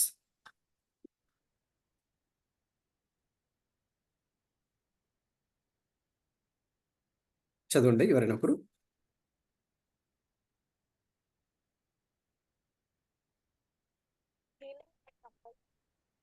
Jesus healed many women, restoring their physical and social dignity. Examples include the woman with the issue of blood, whom he calls daughter and heals publicly, and Jairus' daughter, whom he raises from death. Right. He showed compassion. యేసుక్రీస్తు ప్రభు, చాలమ్మా first paragraph. యేసుక్రీస్తు ప్రభువారు స్త్రీల మధ్య పరిచయం చేస్తున్నప్పుడు అనేక మందిని స్వస్థపరిచారు, అనేక మంది స్త్రీలను స్వస్థపరిచారు భౌతికంగా. ఓకే, వారు ఎవరైతే స్వస్థత అవసరమో వారికి. మనం ఒక 2 weeks బ్యాక్ మార్కు సువార్త 5:25 నుంచి 34 వరకు ఉంది కదండి. 12 సంవత్సరాల నుంచి రక్తస్రావ రోగంతో బాధపడుతున్నటువంటి ఆ స్త్రీని ఏ రీతిగా ఆయన స్వస్థపరిచారో, లేక ఆమెకు ఏ రీతిగా స్వస్థత కలిగిందో మరి మనం చూడొచ్చు. కుమార్తె అని ఆమెను ఆయన పబ్లిక్గా ఆయన సంబోధిస్తూ, అలాగే దాని తర్వాత వెంటనే అక్కడి నుంచి ఆయన మరి యాయిరు అంటే ఆనాడు ఆ యూదుల సమాజ మందిరపు అధికారి ఆయన కుమార్తె కూడా అస్వస్థతగా ఉండి చనిపోయినప్పుడు అక్కడికి కూడా వెళ్ళి ఆయనే ఇనిషియేటివ్ తీసుకొని అక్కడికి వెళ్ళి మరి ఆ చనిపోయినటువంటి యాయిరు కుమార్తెను కూడా మరి ఆయన లేపడం జరిగింది. అది మనకు మార్కు సువార్త 5వ అధ్యాయము 35 నుంచి 43 వచనాల్లో ఉంది. కాబట్టి ఆ సన్నివేశాలు ఇవే కాదు, నేను జస్ట్ కొన్ని ఎగ్జాంపుల్స్ మాత్రమే ఇక్కడ మెన్షన్ చేశాను. ఇంకా బైబిల్లో మన 4 సువార్తలు చదివితే చాలా ఉన్నాయి. There are many where Jesus heals. Okay, ఆ వారి మీద కనికరం చూపించి, కంపాషన్. నేను ముందే చెప్పినట్టుగా ఆయన ఎవరిని చూసినా కూడా మనుషులు చూసినప్పుడు వారి మీద కనికరపడి, he was moved with compassion. కాపరి లేని గొర్రెల వరే వాళ్ళు ఉన్నారని వారి మీద ఆయన కనికరపడ్డాడు. when he saw the multitudes, జన సమూహములు వారు చూసినప్పుడు ఆ రీతిగానే కనికరపడ్డాడు. కాబట్టి మరి ముఖ్యంగా వీరు ఇంకా స్త్రీలు మరి వారు చిన్న చూపడుతున్నారు కాబట్టి, ప్రజలు వారిని తక్కువ చేసి మాట్లాడుతున్నారు కాబట్టి వారి మీద ఇంకా ఆయన కనికరపడ్డాడు. ఎందుకంటే వారు అనుభవించే బాధను ఆయన అర్థం చేసుకున్నారు కాబట్టి. సో కాబట్టి ఆ రీతిగా వారిని స్వస్థపరిచే విషయంలో ఓకే మనం అక్కడ కొన్ని విషయాలు చూడొచ్చు. ఇక నెక్స్ట్ ఇప్పుడు ఆ సెకండ్ పారాగ్రాఫ్ చదవండి ఏముందో ఇక్కడ స్లైడ్ లో.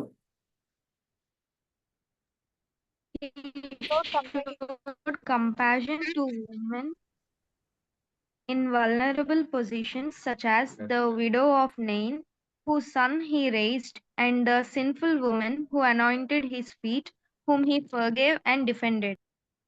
ఓకే, ఇప్పుడు మనం లూకాసు వార్త చదవండి 7వ అధ్యాయము 11 నుంచి 17 దాకా ఈ వాక్య భాగం చదువుకుందాం.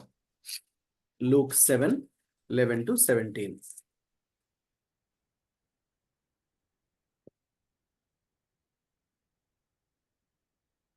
లూకా 7:11 నుంచి 17 దాకా.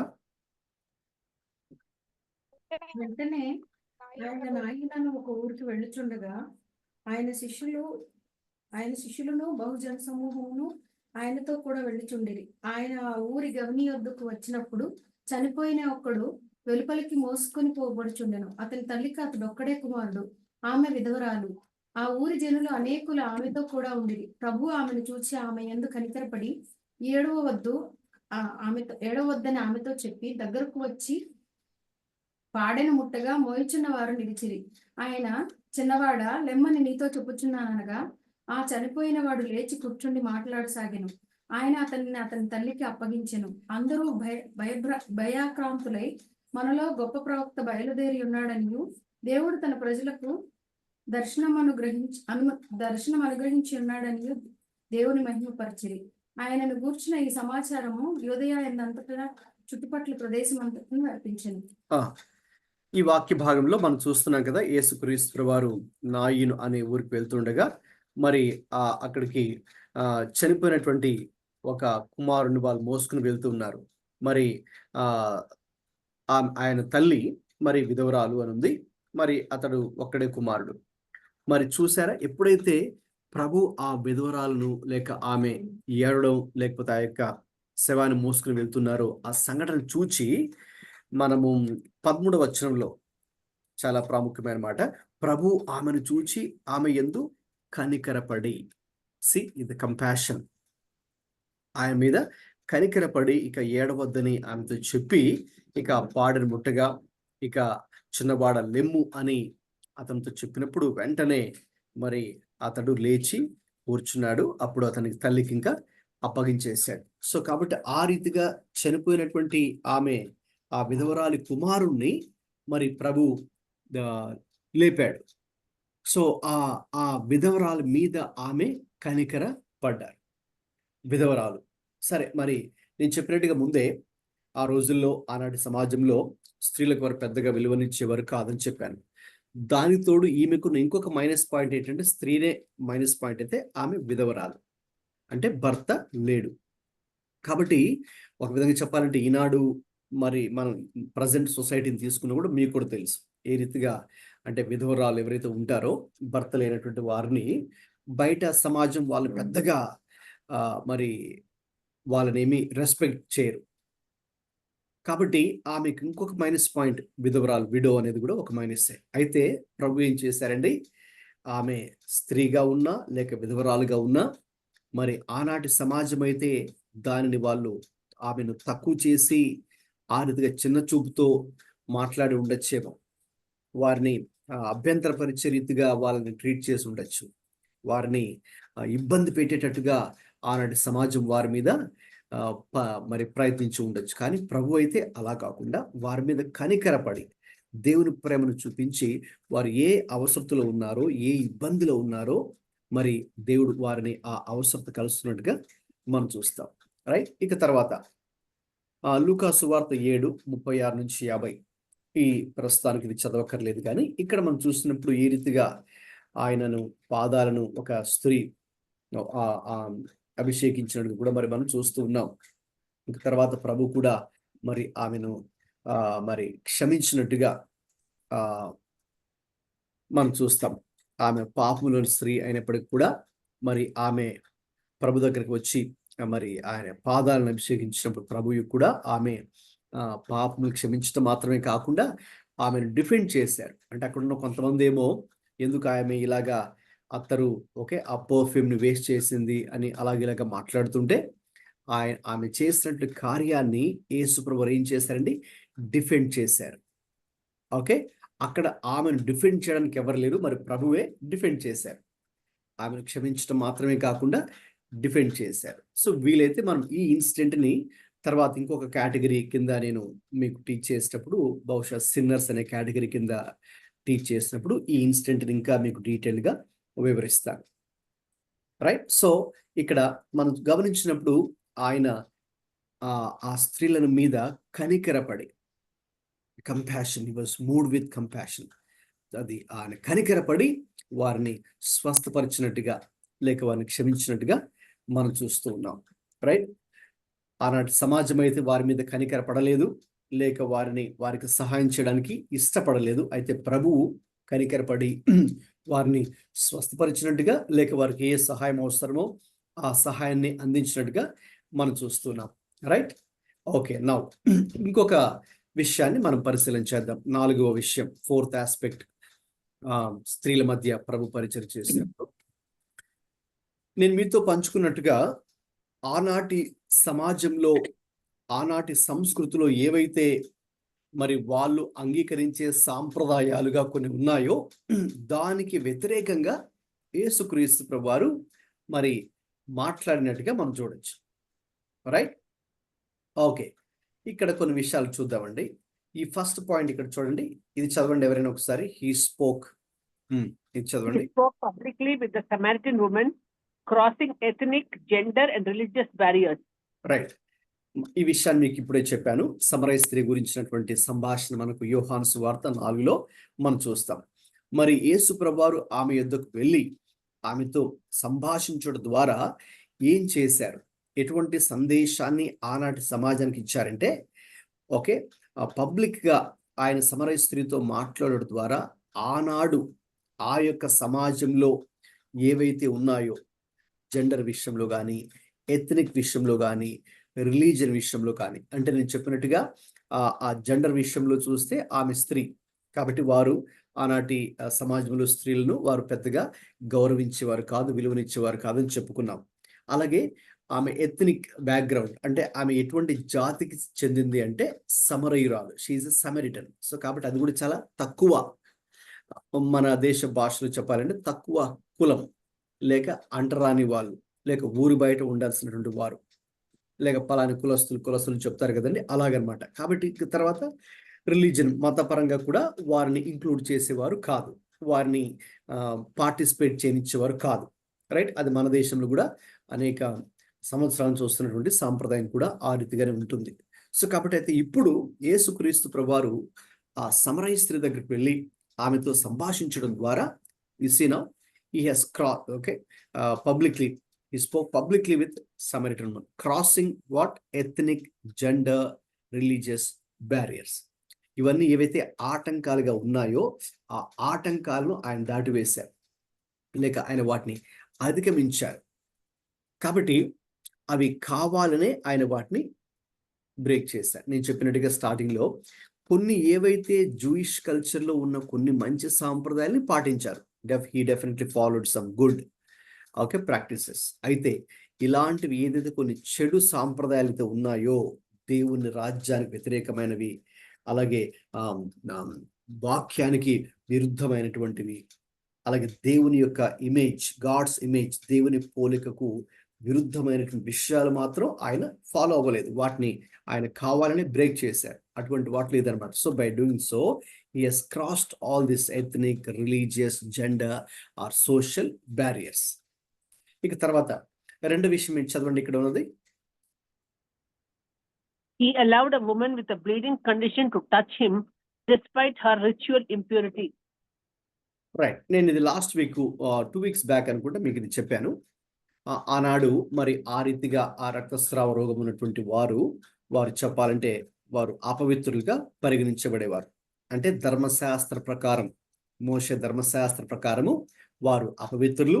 వారు ఎవరిని ముడితే వాళ్ళు అపవిత్రులు అవుతారు, లేక వాళ్ళు దేన్ని టచ్ చేస్తే ఆ వస్తువు కూడా అది అపవిత్రం చేయబడుతుంది. కాబట్టి మిగతా వాళ్ళు వెళ్ళి దాన్ని వాళ్ళు ముట్టుకునేవారు కాదు. ఓకే, సో అది మోషే ధర్మశాస్త్రం చెప్పేటువంటి కొన్ని విషయాలు. మరి ఆనాటి సమాజం ఏం చేసేవారు? ఆ మోషే ధర్మశాస్త్రం చెబుతుంది కాబట్టి మేము నిన్ను ఇలాగా అపవిత్రాలుగా చూస్తున్నాం అని చెప్పేవారు. ఇంకా ఏం చేసేవారు? ప్రాక్టికల్గా కేవలం అక్కడితో ఆగేవారు కాదు. ఇంకా వాళ్ళు ముందుకెళ్ళి ధర్మశాస్త్రంలో లేని సంగతులు కూడా వీళ్ళే కల్పించి సృష్టించి, ఇప్పుడు మనం కూడా చూస్తే కదండి చాలా ట్రెడిషన్స్ ఉంటాయి కదండి, ఓరల్ ట్రెడిషన్స్ అంటాం కొన్నిటిని కదండి. కాబట్టి అందులో ఉన్నవి లేని వీళ్ళే కల్పించి ఇంకా ఎక్స్ట్రా చేసేవారు అనమాట. అంటే ఆ మనిషిని ఇంకా ఇబ్బంది పెట్టడానికి ఇంకా ఏదేదో వాళ్ళు కల్పించి సృష్టించి, నువ్వు ఇలా ఉండాలి, అలా ఉండాలి, అక్కడికి వెళ్ళకూడదు, ఇక్కడికి వెళ్ళకూడదు, దీన్ని ముట్టకూడదు అన్నట్టుగా వాళ్ళు ధర్మశాస్త్రం లేని సంగతులు కూడా ఇంకా కల్పించి ఆ వ్యక్తిని ఇంకా ఇబ్బంది పెట్టడానికి ప్రయత్నించేవారు. సో అయితే మరి వాట్ డిడ్ జీసస్ డూ? యేసయ్య ఏం చేశారు? ఓకే, ఏవైతే రిచువల్ ఇంప్యూరిటీస్గా ఆ రోజుల్లో పిలువబడేటటువంటి విషయాలు ఉన్నాయో వాటిని కూడా ఆయన బ్రేక్ చేశారు. Okay, so he allowed her to touch his garment. ఆయన తన వస్త్రపు చెంగును ముట్టుకోవడానికి కూడా ఆమెను అలౌ చేశారు. సో ఆ రిచువల్ ఇంప్యూరిటీస్గా ఏవైతే పరిగణించబడ్డాయో వాటిని కూడా మరి ఆయన బ్రేక్ చేశారు. ఎందుకంటే she needs to come out of that problem. ఆ ఇష్యూ నుంచి, ఆ సమస్య నుంచి ఆమె బయటకు రావాలి. సో అక్కడ ఆమె ప్రాబ్లంకి ఒక సొల్యూషన్ దొరకాలి. అంతేగాని మనం కొన్ని రిచువల్స్ అడ్డు పెట్టుకొని ఓకే ఆ వ్యక్తులకి సహాయం చేయకుండా ఆ వ్యక్తిని ఇంకా అదే సమస్యలో ఉంచేటటువంటి రిచువల్స్ ఏవైతే ఉన్నాయో వాటిని మనం అనుసరించకూడదు. ఆ యొక్క రిచువల్ ఇంప్యూరిటీస్ సంబంధించినటువంటి విషయాల్ని హీ డెఫినెట్లీ క్రాస్డ్ దెమ్. ఆయన వాటిని బ్రేక్ చేసినట్టుగానే మనం చూస్తున్నాం. అందుకే గమనించారా, కొన్నిసార్లు ఆయన అలా చేస్తూ ఉంటే, ఉదాహరణకి సమరస్తుల దగ్గర ఆయన మాట్లాడుతుంటే శిష్యులే కొంచెం ఇబ్బందిగా వాళ్ళు ఫీల్ అయ్యారు. ఎలాగంటే ఈయనేంటి ఓకేనా మరి ఆమెతో మాట్లాడుతున్నాడు ఏంటి అని అనుకోవడం. లేకపోతే యేసయ్య జక్క ఇంటికి వెళ్తుంటే అందరూ ఏమనుకున్నారండి? అందరూ కూడా ఏమైనా గుసగుసలు ఇదేంటి జక్కయ్య ఒక పాపి కదా, ఈజ్ అ సిన్నర్, ఎందుకు యేసయ్య ఒక మెస్సయ్య దేవుడిగా ఉండి ఆయన జక్కయ్యతో మాట్లాడుతున్నాడు ఏంటి, లేకపోతే జక్క ఇంటికి వెళ్దామంటున్నాడు ఏంటి, నీతో కలిసి భోజనం చేయాలంటున్నాడు ఏంటి, ఆయనతో కలిసి కూర్చున్నాడు ఏంటి, ఆయనతో కలిసి భోజనం చేస్తున్నాడు ఏంటి, అతడు ఒక పాపి కదా, లేకపోతే ఆ స్త్రీ వచ్చి ఆ పాపపు స్త్రీ ఈయన మెస్సయ్యకి తెలియదా ఏంటి, ఆమె ఇలాంటి ఒక పాపములో ఉందని, మరి ఆమె వచ్చి ఆయన పాదాలు ముట్టుకొని అక్కడ అత్తరును పోస్తుంటే ఇతడు దాన్ని అనుమతిస్తున్నాడు ఏంటి, దాన్ని అనుమతించకూడదు కదా అనేటి వాళ్ళు కొన్ని రూల్స్ వాళ్ళు పెట్టుకున్నారు. అయితే అటువంటి వాటిని ఆయన బ్రేక్ చేశారు. ఎందుకంటే వారికి విడుదల కావాలి. They need deliverance, they need healing, they need salvation. వారికి రక్షణ కావాలి, వారికి స్వస్థత అవసరం, వారికి విమోచన కావాలి. సో అది అవసరమైనప్పుడు ఏవైతే వాటికి అడ్డుగా ఉంటాయో మనం వాటిని యాక్సెప్ట్ చేయకూడదు, వాటిని ఫాలో అవ్వకూడదు. ఇంకా అలాగే ఇంకొక సన్నివేశం కూడా ఇక్కడ ఉంది కదండి, చదవండి మరి ఇది కూడా. Third point. He praised women's faith publicly, such as the Canaanite mother, elevating their status. Right, ఆ రోజుల్లో నేను చెప్పినట్టుగా స్త్రీలకు వారు గౌరవం ఇచ్చేవారు కాదు, విలువనిచ్చేవారు కాదు, వారిని చిన్న చూపు చూసేవారు, తక్కువ చేసి మాట్లాడేవారు. ఇంకా చెప్పాలంటే ఎవరు కూడా వాళ్ళు పబ్లిక్గా ఏ ఉమెన్ని కూడా వాళ్ళు ప్రైజ్ చేయరు. అంటే వాళ్ళని మంచిగా గొప్పగా వాళ్ళ గురించి మాట్లాడరు, వాళ్ళు మెచ్చుకోరు. ఒకవేళ వాళ్ళు ఏదైనా మంచి చేసినా కూడా ఓకే, దాన్ని అలాగే ప్రైవేట్గా ఉంచుతారు, కానీ దాన్ని పబ్లిక్లో వచ్చి ఫలాని సో అండ్ సో ఓకే ఇలాగా గొప్ప విషయం చేశారని వాళ్ళు ఏమి అనౌన్స్ చేయరు. ఎందుకంటే they do not like to appreciate women. అయితే ప్రభు ఏం చేశారు? ఓకే, చదవండి మత్తయి సువార్త 15:28, మాథ్యూ 15:28.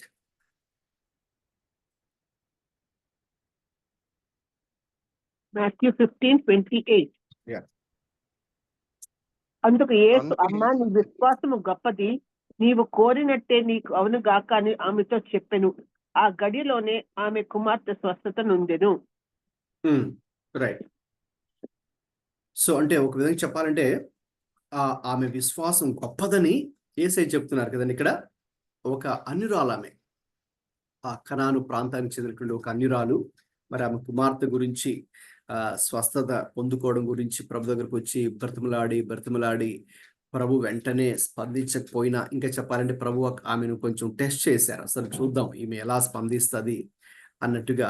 వెంటనే స్వస్థపరచకుండా కొంచెం ఆ మాట ఈ మాట చెప్పిన తర్వాత కూడా ఆమె వెళ్లకుండా అక్కడే ఉండి మరి ఒక గొప్ప పట్టుదలతో ఆమె ప్రభు దగ్గర విశ్వాసం ఉంచినందుకు ఏం చెప్పారు?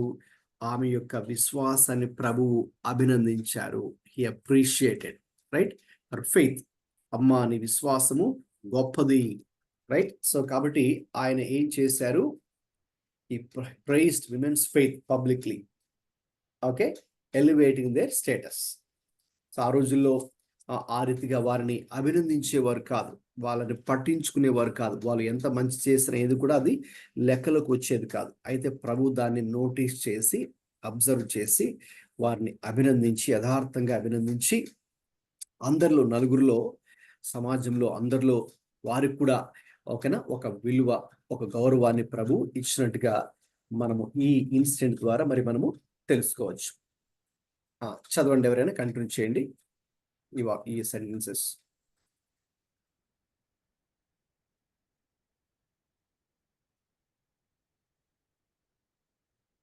చదవండి. In a society where women's testimony was often dismissed and public limited, these actions were radical. They crossed social, ethnic, gender barriers. Example, speaking to the Samaritan example, challenged purity laws. Example, allowing the bleeding woman and prioritize spiritual devotion over traditional roles. Example, Mary or Martha. His ministry foreshadowed the early church's inclusion of women in leadership. Example. Okay, మరి ఇందులో ఉన్న కొన్ని విషయాలు మనం ఇంతకు ముందే కూడా మనం చూసాం. ఆనాటి సామాజిక జాతికి సంబంధించినవి, సొసైటీకి సంబంధించినవి, జెండర్కి సంబంధించినవి ప్యూరిటీ లాస్ అని ఉన్నాయి కదండి. వాటికి సంబంధించినవి ఏవైతే ఉన్నాయో, బ్యారియర్స్గా అడ్డుగోడలుగా ఉన్నాయో ఉండి, అవి వీరికి ముఖ్యంగా స్త్రీల విషయాన్ని వచ్చేటప్పటికి అవి వీరికి ఆటంకంగా ఉన్నాయి. వీరికి అవి ఏమాత్రం కూడా గుర్తింపు ఇవ్వలేదు. అందుకే యేసు ఏం చేశారు? He crossed those social, ethnic, gender, religious barriers. తర్వాత ఆ యొక్క రిలీజియస్ ప్యూరిటీ లాస్ ఉన్నాయి కదా, వాటిని కూడా ఆయన ఛాలెంజ్ చేశారు. తర్వాత వాళ్ళు ఆ రోజులు ఏం చేసేవారు? ఒక విధంగా చెప్పాలంటే దాన్ని మేము ధర్మశాస్త్రం తూచ తప్పకుండా పాటిస్తున్నాము అని ఒక స్ట్రిక్ట్గా, లేకపోతే దానికి ఒక బ్లైండ్గా దాన్ని వాళ్ళు ఫాలో అవుతున్నారు. కానీ అందులో ఎంత మాత్రం వారు దాని చేయడం ద్వారా ఎవరికి సహాయం చేస్తున్నారా అనేది వాళ్ళు ఆలోచించేవారు కాదు. ఉదాహరణకి సబ్బాతు దినమందు ఒకవేళ ఎవరైనా పడిపోయినా కూడా వాళ్ళు పైకి లేవనెత్తేవారు కాదు, వాళ్ళు వారికి సహాయం చేసేవారు కాదు. సో వారేంటి, ఒక విధమైనటువంటి రిలీజియస్ మైండ్ సెట్లో ఉండిపోయారు. కానీ రిలీజియస్ మైండ్ సెట్ వేరు, స్పిరిచువాలిటీ వేరు అని యేసు ప్రభువు వారు ఆ రోజున వారు చెప్పారు. ఉదాహరణకి వాళ్ళు సబ్బాతు దినంలో మరి ఏ పని చేయరు యూదులు కదండి. కానీ యేసు ప్రభువు ఏం చేశారు? సబ్బాతు దినంన ఒక కుంటివాడికి యేసు ప్రభువు వారు స్వస్థత చేశారు. స్వస్థపరిస్తే వారు దాన్ని ఒప్పుకోలేదు, అంగీకరించలేదు, అభినందించలేదు. ఇంకా దానికి పెద్ద ఇష్యూగా చేశారు. అసలు నీవు ఎలా చేస్తావు, ఇది సబ్బాతు దినము, మనం ఆ రోజు ఏ పని చేయకూడదు అని వాళ్ళు గుడ్డిగా ఒక మతపరమైనటువంటి ఒక మోడ్లో మోల్డ్లో వాళ్ళు వెళ్ళిపోయారు. ఒక బ్లైండ్ రిలీజియస్ సెట్టింగ్లో ఉండిపోయారు. కానీ అసలు నిజమైన ఆత్మీయత అంటే ఏంటి, వాట్ ఈస్ ట్రూ స్పిరిచువాలిటీ, అది వాళ్ళు అర్థం చేసుకోలేకపోయారు. అంటే దేవుడు కోరుకునే భక్తి ఏంటి? ఏదో గుడ్డిగా మనం రిలీజియస్గా మతపరంగా అది ఇది ఆచారంగా చేసుకుంటూ వెళ్ళిపోవడమేనా? అదేనా ఆత్మీయత అంటే? లేదు. దేవుడు కోరుకునే ఆత్మీయత ఏంటి, దేవుడు మెచ్చే భక్తి ఏంటి అనేది వాళ్ళు పాటించలేకపోయారు. అందుకే గమనించండి, రిలీజియాసిటీ వేరు, స్పిరిచువాలిటీ వేరు. బీయింగ్ రిలీజియస్ వేరు, బీయింగ్ స్పిరిచువల్ వేరు. ఈ రోజుల్లో కూడా చాలా మంది క్రైస్తవులు వాళ్ళు రిలీజియస్గా ఉన్నారు. ఎలాగంటే ఏదో ఆచారపరంగా ఓకేనా అన్నీ చేయడం, ఆచారపరంగానే చర్చ్కి వెళ్ళడం కానీ, ఆచారపరంగానే ఇదిగో మన మతం ఇలా చెప్తుంది కాబట్టి ఇలా చేయాలి, ఇలా ఉండాలి అన్నట్టు చేస్తున్నారు. కానీ not out of true spirituality. ఓకేనండి. అయితే నిజమైనటువంటి ఆత్మీయత అయితే అది కాదు. సో దేవుడు మన నుంచి ఏది కోరుకుంటున్నాడండి? రిలీజియస్గా ఉండడం కాదు, ఏదో ఒక మతపరమైనటువంటి విషయంలో మనం ఉండి అన్ని ఆచారపరంగా చేసుకుంటూ వెళ్ళేది కాదు. కానీ నిజమైన ఆత్మీయత అంటే ఏంటో మనం తెలుసుకొని ఆ ఆత్మీయతలో మనం కొనసాగాలి. స్పిరిచువల్గా మనం ఉండాలి. దేవునితో మనకున్నటువంటి సహవాసం, సంబంధం ఓకే అది ఎంత ప్రాముఖ్యమో దానికి మరి మనము ప్రాముఖ్యతనిచ్చేవారుగా ఉండాలి. ఇక తర్వాత ఆ రోజుల్లో నేను చెప్పినట్టుగా ఈ రిలీజియస్ యాక్టివిటీస్లో స్త్రీలను పార్టిసిపేట్ చేసేవారు కాదు. మరి యేసయ్య ఏం చేశారు? ఆయన వారికి విలువనివ్వడంతో పాటుగా ఈ యొక్క ఆయన పరిచర్యలో కూడా వారిని కూడా ఇన్వాల్వ్ చేసినట్టుగా కూడా మరి మనం చూస్తూ ఉన్నాం. ఇంకో తర్వాత ఇంకా అదే ప్యాటర్న్ యేసు ప్రభువారి తర్వాత మరి శిష్యులు కూడా అనుసరించారు. Same pattern including women okay in the leadership. అందుకే మనం అక్కడ ఫీబే గురించి, లిడియా గురించి ఓకే ప్రిస్కిల్లా గురించి, ఇంకా మనము తర్వాత కూడా అపోస్తల కార్యాల్లోనూ తర్వాత పౌలు రాసినటువంటి పత్రికల్లో చాలా చోట్ల మరి మనము స్త్రీల పేర్లు మనం చదువుతాం. ఇంకా కొన్ని చోట్ల అయితే వాళ్ళ హౌసెస్లో ఓకే కొన్ని సంఘాలు కూడా, churches were continued in there homes okay like a fellowship. ఓకేనండి. కొంతమందిని ఆ రీతిగా ఒక ప్రేయర్ ఫెలోషిప్ని వాళ్ళ ఇంట్లోనే వాళ్ళే లీడ్ తీసుకొని, ఇనిషియేటివ్ తీసుకొని మినిస్ట్రీ చేసినటువంటి స్త్రీల పేర్లు కూడా మరి మనము చాలా చోట్ల అపోస్తల కార్యాల నుంచి, అలాగే ఇంకా మనము ఎపిజల్స్ ఉన్నాయి కదండి, ఆ పత్రికలన్నింటిలో కూడా పౌలు రాసిన పత్రికలు కానీ తర్వాత నెక్స్ట్ జనరల్ ఎపిజల్స్ అని పిలుస్తారు వాటిని, అక్కడ కూడా మనం చూస్తాం చాలా మంది పేర్లు అక్కడ ఇంక్లూడ్ అయి ఉన్నాయి. సో ఎందుకు అక్కడ ఆ లీడర్షిప్లో లేకపోతే మినిస్ట్రీలు వాళ్ళ పేర్లు ఇంక్లూడ్ అయ్యాయి అంటే, వాటిని మొదట ఇంక్లూడ్ చేసింది ఎవరు? వారిని జీసస్, యేసయ్య వారికి విలువనిచ్చి వారి మధ్య పరిచయం చేసి ఓకే వారిని కూడా తన మినిస్ట్రీలు ఇంక్లూడ్ చేశారు. కాబట్టి ఇంకా ఆయన వెళ్ళిపోయిన తర్వాత అపోస్తలులు కూడా అదే పద్ధతిని అనుసరించారు. అందుకని they were all included okay in the ministry or in the church leadership later on. ఇక తర్వాత మనం we are coming to the conclusion అండి. 5వ పాయింట్ చదవండి.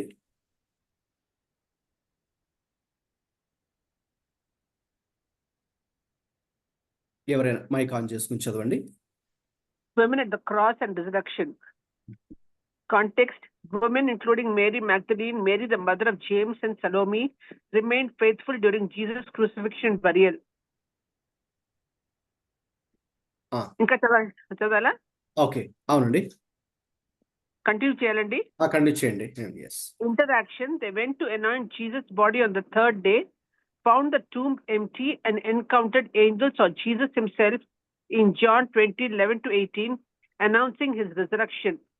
Impact: Jesus entrusted them with sharing the resurrection news with the disciples, a role of immense responsibility. Significance: their loyalty and testimony as the first witnesses to the resurrection underscore their critical role in the gospel narrative. Right, గమనించండి. ఇక్కడ ఇంకా మనం ముగింపులోకి వస్తున్నామండి. యేసుక్రీస్తు ప్రభువారు స్త్రీల మధ్య ఏ రీతిగా పరిచయం చేశారు, స్త్రీలకు ఏ రీతిగా విలువనిచ్చారు, గౌరవాన్ని ఇచ్చారు, వారు కూడా ఏ రీతిగా వారు తర్వాత ప్రభు దగ్గర స్వస్థత పొందుకున్న తర్వాత, వారి జీవితాలు మార్చబడిన తర్వాత ఇంకా వాళ్ళు కూడా ఏ రీతిగా నమ్మకంగా మరి ఏ రీతిగా అయితే ఆ పురుషులు శిష్యులు కానీ దేవుని వెంబడించేవారుగా ఉన్నారు, వీళ్ళు కూడా సేమ్ అదే లెవెల్లో, అదే స్థాయిలో వీళ్ళు కూడా క్రీస్తుని వెంబడించేవారుగా ఉన్నారు. ఉదాహరణకి ఈ రెండు ఇన్స్టెంట్స్ చాలా ప్రాముఖ్యమైనవి. యేసుక్రీస్తు ప్రభువు యొక్క శిలువ మరణము, అలాగే పునరుద్ధానం, cross and the resurrection. So ఇప్పుడు ఆ శిలువ దగ్గర మరి ఎవరు ఉన్నారు అని ఆలోచిస్తే మరి ఎక్కువ శాతం స్త్రీలు, ఓకే, శిష్యులైనటువంటి స్త్రీలే ఉన్నారు. పురుషులు యోహాను తప్ప ఎవరు లేరు, అందరూ కూడా భయంతో పారిపోయారు. ఆ యేసు ప్రభువు గెత్సెమనే తోట దగ్గర ఆయన ప్రార్థన చేసి బయటకు వచ్చిన తర్వాత ఎప్పుడైతే అరెస్ట్ చేయబడ్డాడో అప్పటి నుంచి శిష్యులు అందరూ కూడా చెదిరిపోయారు, భయంతో చెదిరిపోయారు. మనం చదువుతాం కదండి సువార్తల్లో. కాబట్టి ఇక అక్కడి నుంచి సిలువ దగ్గరకు ఎవరున్నారంటే స్త్రీలే ఉన్నారు. మరి అంటే వారు ప్రభు మీద వారికి ఉన్నటువంటి ప్రేమ, ఆ సమర్పణ అన్ని కూడా వ్యక్తపరచడానికి, లేకపోతే ప్రభు మేము మీకు తోడుగా ఉన్నాం, ఒక వీఆర్ విత్ యూ లార్డ్ అని చెప్పడానికి ఎవరున్నారంటే అక్కడ స్త్రీలే ఉన్నారు. వారి పాత్ర చాలా గొప్పది, లేక వారు చేసిన పరిచర్య గొప్పది, వారి యొక్క సమర్పణ కూడా గొప్పది. We need to realise that, we need to understand, we need to appreciate them for that. ఇక రెండవదిగా సెకండ్ ఇంపార్టెంట్ ఇన్సిడెంట్ ఏంటి అంటే పునరుద్ధానం. మరి ఆ పునరుద్ధానం దగ్గర కూడా మొట్టమొదటిగా ఉన్నటువంటిది ఎవరు? మగ్దలేని మరియ, అలాగే ఇతర స్త్రీలు కూడా ఉన్నారు. ఓకే, సో కాబట్టి అక్కడ కూడా ఇంకా చెప్పాలంటే ప్రభువు తిరిగి లేచాడు అనే సందేశం, ఆ message of resurrection, news of resurrection అనేది స్త్రీలకు మొదట వెళ్ళింది. ఓకే, అక్కడ దూత వారితో చెప్పడం జరిగింది. అలాగే ప్రభు కూడా వారికే ప్రత్యక్షమయ్యారు. Resurrected Lord appear to women, okay, and told them. ఇంకా చెప్పాలంటే మీరు వెళ్ళి వాళ్ళకి చెప్పండి, మీరు వెళ్ళి నా శిష్యులకు చెప్పండి, వారు గలిలయలో ఉన్నారు కదా, అక్కడ నేను వారికి కనిపిస్తానని చెప్పండి అని. సో వీళ్ళు వెళ్ళి, అంటే స్త్రీలైనటువంటి వారు వెళ్ళి అపోస్తులుగా 12 అపోస్తులుగా ఎవరైతే ఉన్నారో, ఓకే, అఫ్కోర్స్ అప్పటికే ఒక శిష్యుడు ఇస్కరియోతుగా లేడు. సో కాబట్టి ఆ 11 మంది శిష్యులకి, ప్రాముఖ్యమైన శిష్యులకి ఈ స్త్రీలు వెళ్ళి ఆ సందేశాన్ని తెలియపరిచారు. సో కాబట్టి their role was very crucial, చాలా ప్రాముఖ్యమైనటువంటి పాత్ర వాళ్ళు పోషించినట్టుగా చూస్తూ ఉన్నాం. కాబట్టి ఈ రీతిగా మనం ఆలోచిస్తే వీరి పాత్ర, okay, their role was very important. Okay, అక్కడ వాళ్ళ రెస్పాన్సిబిలిటీ అంటే ఎలాగంటే చాలా బాధ్యతగా వాళ్ళు ప్రవర్తించారు కదండి. సిలువ దగ్గర కానీ పునరుద్ధానం దగ్గర కానీ బాధ్యతాయుతంగా, ఇంకా చెప్పాలంటే బాధ్యత రాహిత్యంగా ఉంది మిగతా శిష్యులు అని చెప్పొచ్చేమో. ఎందుకంటే వాళ్ళు అక్కడి నుంచి పారిపోయారు. పేతురు అయితే ఏకంగా ఏం చెప్పాడంటే, అసలు నేను ఆయన ఎవరో కూడా నాకు తెలియదు అని చెప్పాడు కదండి. 3 సార్లు యేసుక్రీస్తు ప్రభుని డినై చేశారు కదా. అక్కడ గెత్సెమనే తోట దగ్గర నుంచి ఆయన అరెస్ట్ చేసిన తర్వాత ఇంకా వాళ్ళు, ఇంకా చెప్పాలంటే నాకు అసలు ఎవరు యేసు ప్రభు ఎవరో నాకు తెలియదని ఆయన చెప్పారు. చాలా ప్రాముఖ్యమైన శిష్యుడు పేతురు అంటే.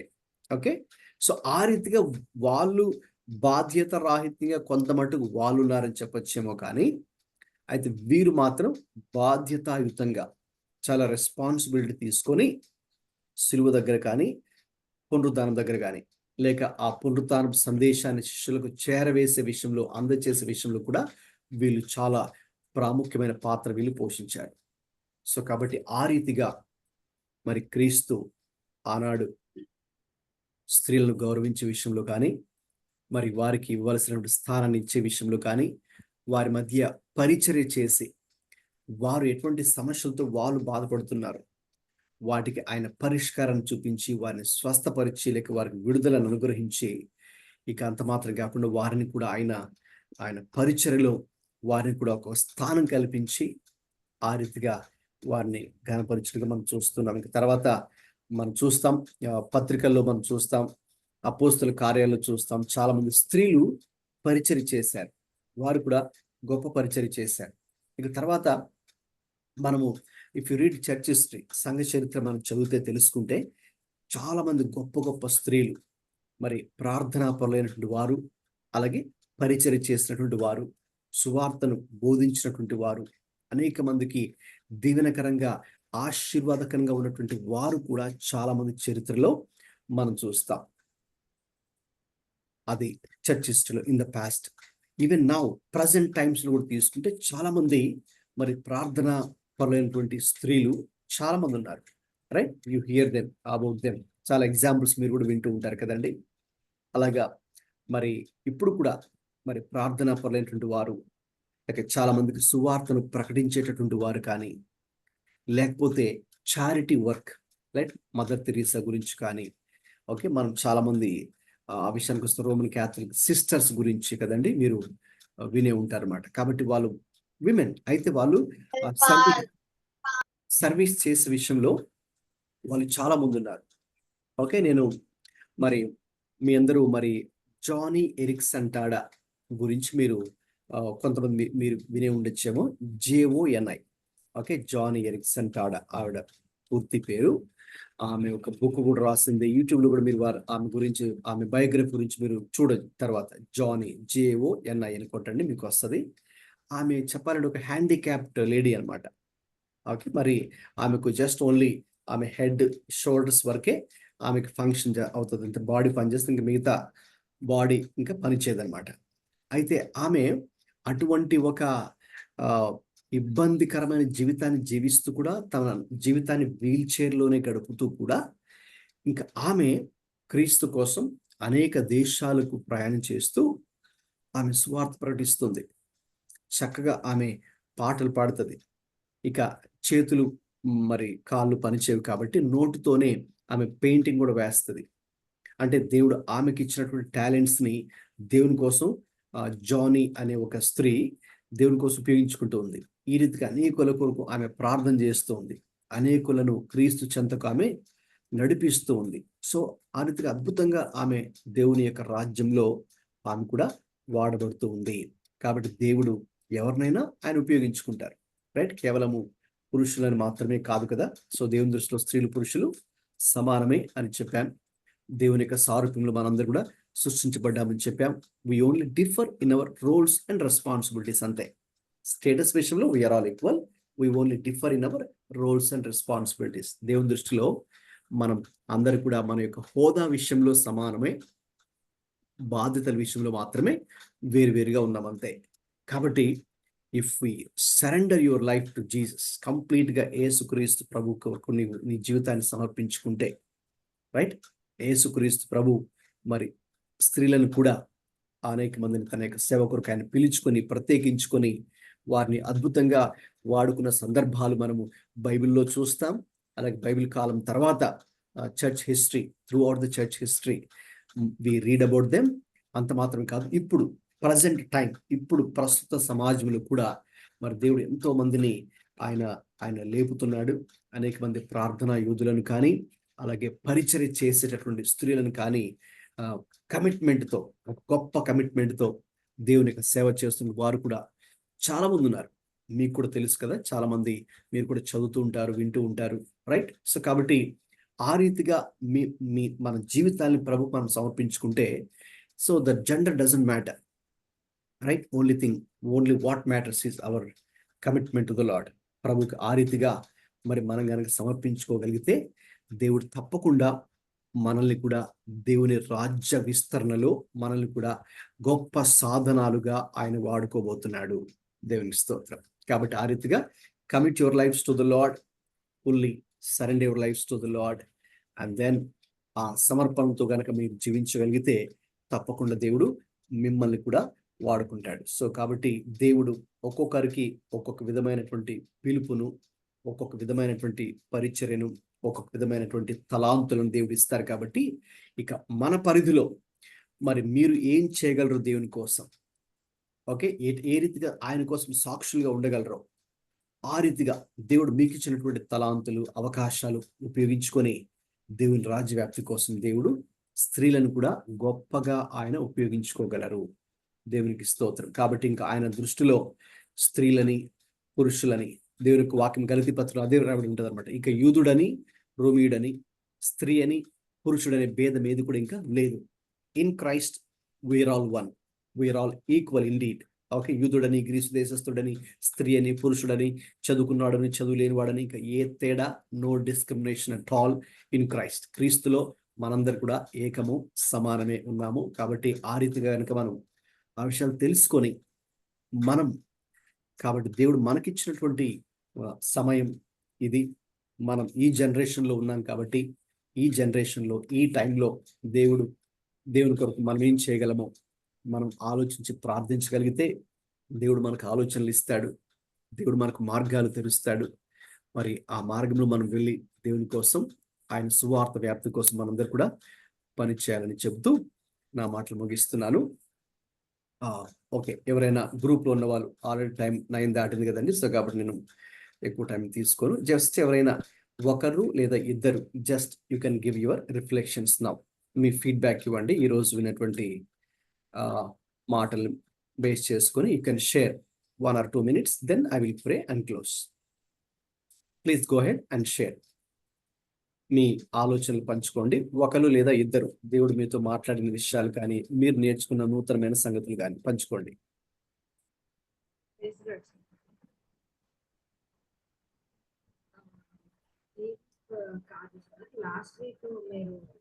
అమ్మ కొంచెం గట్టిగా అమ్మా, మీ వాయిస్ లోగా ఉంది. మైక్ దగ్గర పెట్టుకో. ఎస్ సార్, లాస్ట్ వీక్ మీరు షేర్ చేసుకునేటప్పుడు ఒక మాట చెప్పారు, God is our ultimate helper అని చెప్పి. ఈ మాట వినడం అనేది మొదటిసారి కాకపోయినప్పటికీ ఆ రోజు దేవుడు ప్రత్యేకంగా నాతో మాట్లాడినట్టు అనిపించింది. ఎందుకంటే మీకు తెలుసు, మేము నూతనంగా ఇక్కడ పరిచర్య ప్రారంభించాము.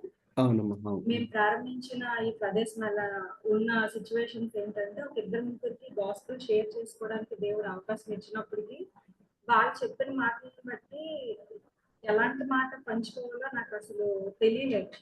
కానీ ఈ లాస్ట్ వీక్ ఎప్పుడైతే మన క్లాస్ అయ్యిందో ఆ నెక్స్ట్ డే దేవుడు అవకాశం ఇచ్చాడు, ఆ 2-3 days లో.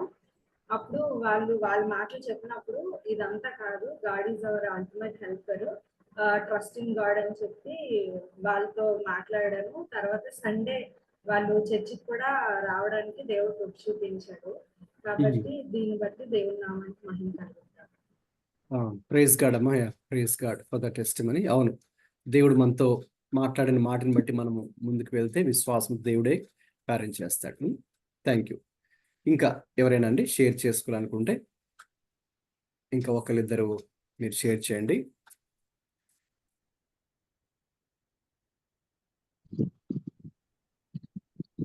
పాస్టర్ గారు, స్త్రీలు పురుషులు కూడా దేవుని దృష్టిలో సమానమే అని ఈ వాక్యాన్ని బట్టి మనకు స్పష్టంగా అర్థం అవుతుంది. బాధ్యతల్లో వేరు వేరు ఉన్నప్పటికీ కూడా స్త్రీలైనా పురుషులైనా దేవుని దృష్టిలో సమానమే అనే సంగతి మరి సమయం నేను నేర్చుకున్నానండి పాస్టర్ గారు. అవునండి, thank you brother for sharing. అది మనకి జస్ట్ వినడానికి ఏదో సింపుల్ థింగ్ లాగా ఉన్నా కూడా రియాలిటీ, ఒక రియాలిటీలో కదండి మనం చూస్తున్నాం. ఇంకా ప్రాబ్లమ్స్ మన సొసైటీలో కానీ, లేదు ఈవెన్ క్రిస్టియన్ సర్కిల్స్లో కూడా, లేక చర్చెస్లో కూడా ఏ రీతిగా ఓకేనండి అవి సరిగ్గా ఇంప్లిమెంట్ చేయలేకపోతున్నారో, దానివల్ల ప్రాబ్లమ్స్ వస్తున్నాయో మనం చూస్తున్నాం. కానీ మనం ఏదైనా కూడా వాక్యాన్ని బేస్ చేసుకుని మనం చూడాలి.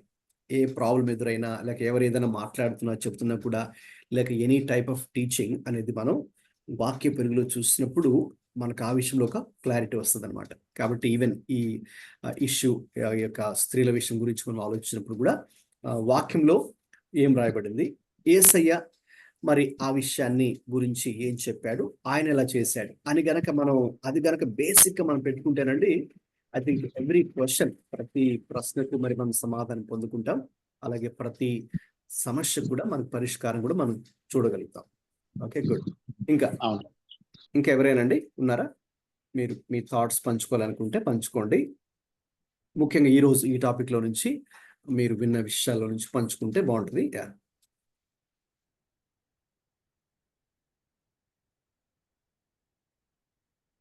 రైట్, ఓకేనండి. మరి మనం ప్రార్థన చేసుకుని ముగించుకుందాం. ఇంకా అలాగే నెక్స్ట్ వీక్ కూడా మనం బైబిల్ స్టడీని వేరే టాపిక్తో మనం కంటిన్యూ చేద్దాం. రైట్, ప్రార్థన చేసుకుందాం. బ్రదర్ జోసెఫ్ గారు ప్రార్థనలు నడిపించండి. ఓకేనండి పాస్టర్. మహాపరిశుద్ధుడా, మహోన్నతుడా, మీకు స్తోత్రములు తండ్రి, మీకు స్తుతులు ప్రభువా. దేవా, నేను ప్రతి గురువారము నేను ఆన్లైన్లో మీ దాసులు మీరు వాడుకొని ఆత్మీయమైనటువంటి సంగతులను, మీ పరిశుద్ధ గ్రంథంలో ఉన్నటువంటి విషయాలను ప్రభా మాకు మీరు తెలియజేస్తున్నటువంటి రీతిని బట్టి మీకు వందనాలు. దేవా, ముఖ్యముగా ఈ దినాన్న మీరు స్పష్టముగా మాట్లాడారు. నేను స్త్రీలను పురుషులను మీరు సమాన దృష్టితో చూసేవారై ఉన్నారు ప్రభా. దేవా, బాధ్యతల్లో వేరు అయినప్పటికీ కూడా నేను ప్రభా స్త్రీకి ఇవ్వవలసినటువంటి ప్రేమను మీరు చూపారు. వారిని మీరు స్వస్థపరిచే దేవుడవై ఉన్నారు ప్రభా. దేవా, వారి ఎడల మీరు కనికరమును దయను చూపించే దేవుడవై ఉన్నారు ప్రభా. అందరిని బట్టి మీకు స్తోత్రములు తండ్రి.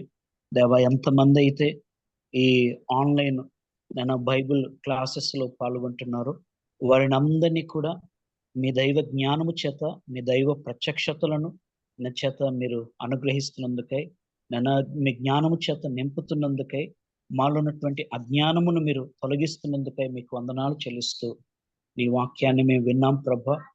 తద్వారా రావాల్సినటువంటి ఆధ్యాత్మికమైనటువంటి మేలులు మేము పొందుకోగలడానికి ముఖ్యముగా మీ దాసులను ఇంకను బలపరిచి మీ యొక్క సేవలో మీ యొక్క సాధనముగా ఇంకను అభిషేకించి మీ యొక్క మహిమార్థమై వాడుకునమని మహిమ మీకే చెల్లిస్తూ, మమ్మల్ని అందరినీ మీ కృపగలిగినటువంటి హస్తాలకు అప్పజెప్పుకుంటూ ఈ ప్రార్థన యేసు పరిశుద్ధ నామమున ప్రార్థించుచున్నాం తండ్రి. ఆమేన్. ఆశీర్వాదం తీసుకుందామండి. బెనడిక్షన్. ఇప్పుడు మన తండ్రి అయిన దేవుని ప్రేమయు, మన ప్రభు అయిన యేసుక్రీస్తు కృపయు, పరిశుద్ధాత్మ దేవుని తోడు సహవాసము మనందరికీ ఇప్పుడు ఎల్లప్పుడూ సదాకాలం తోడే ఉండి నడిపించును గాక. ఆమేన్. ఆమేన్. అందరికీ ప్రైజ్ లార్డ్ అండి. God bless you all. వచ్చే వారం మరి యథావిధిగా మరి మనము ఇదే ప్లాట్ఫామ్ లో మనం కలుసుకుందాం. ఇది రికార్డ్ చేస్తున్నాం కాబట్టి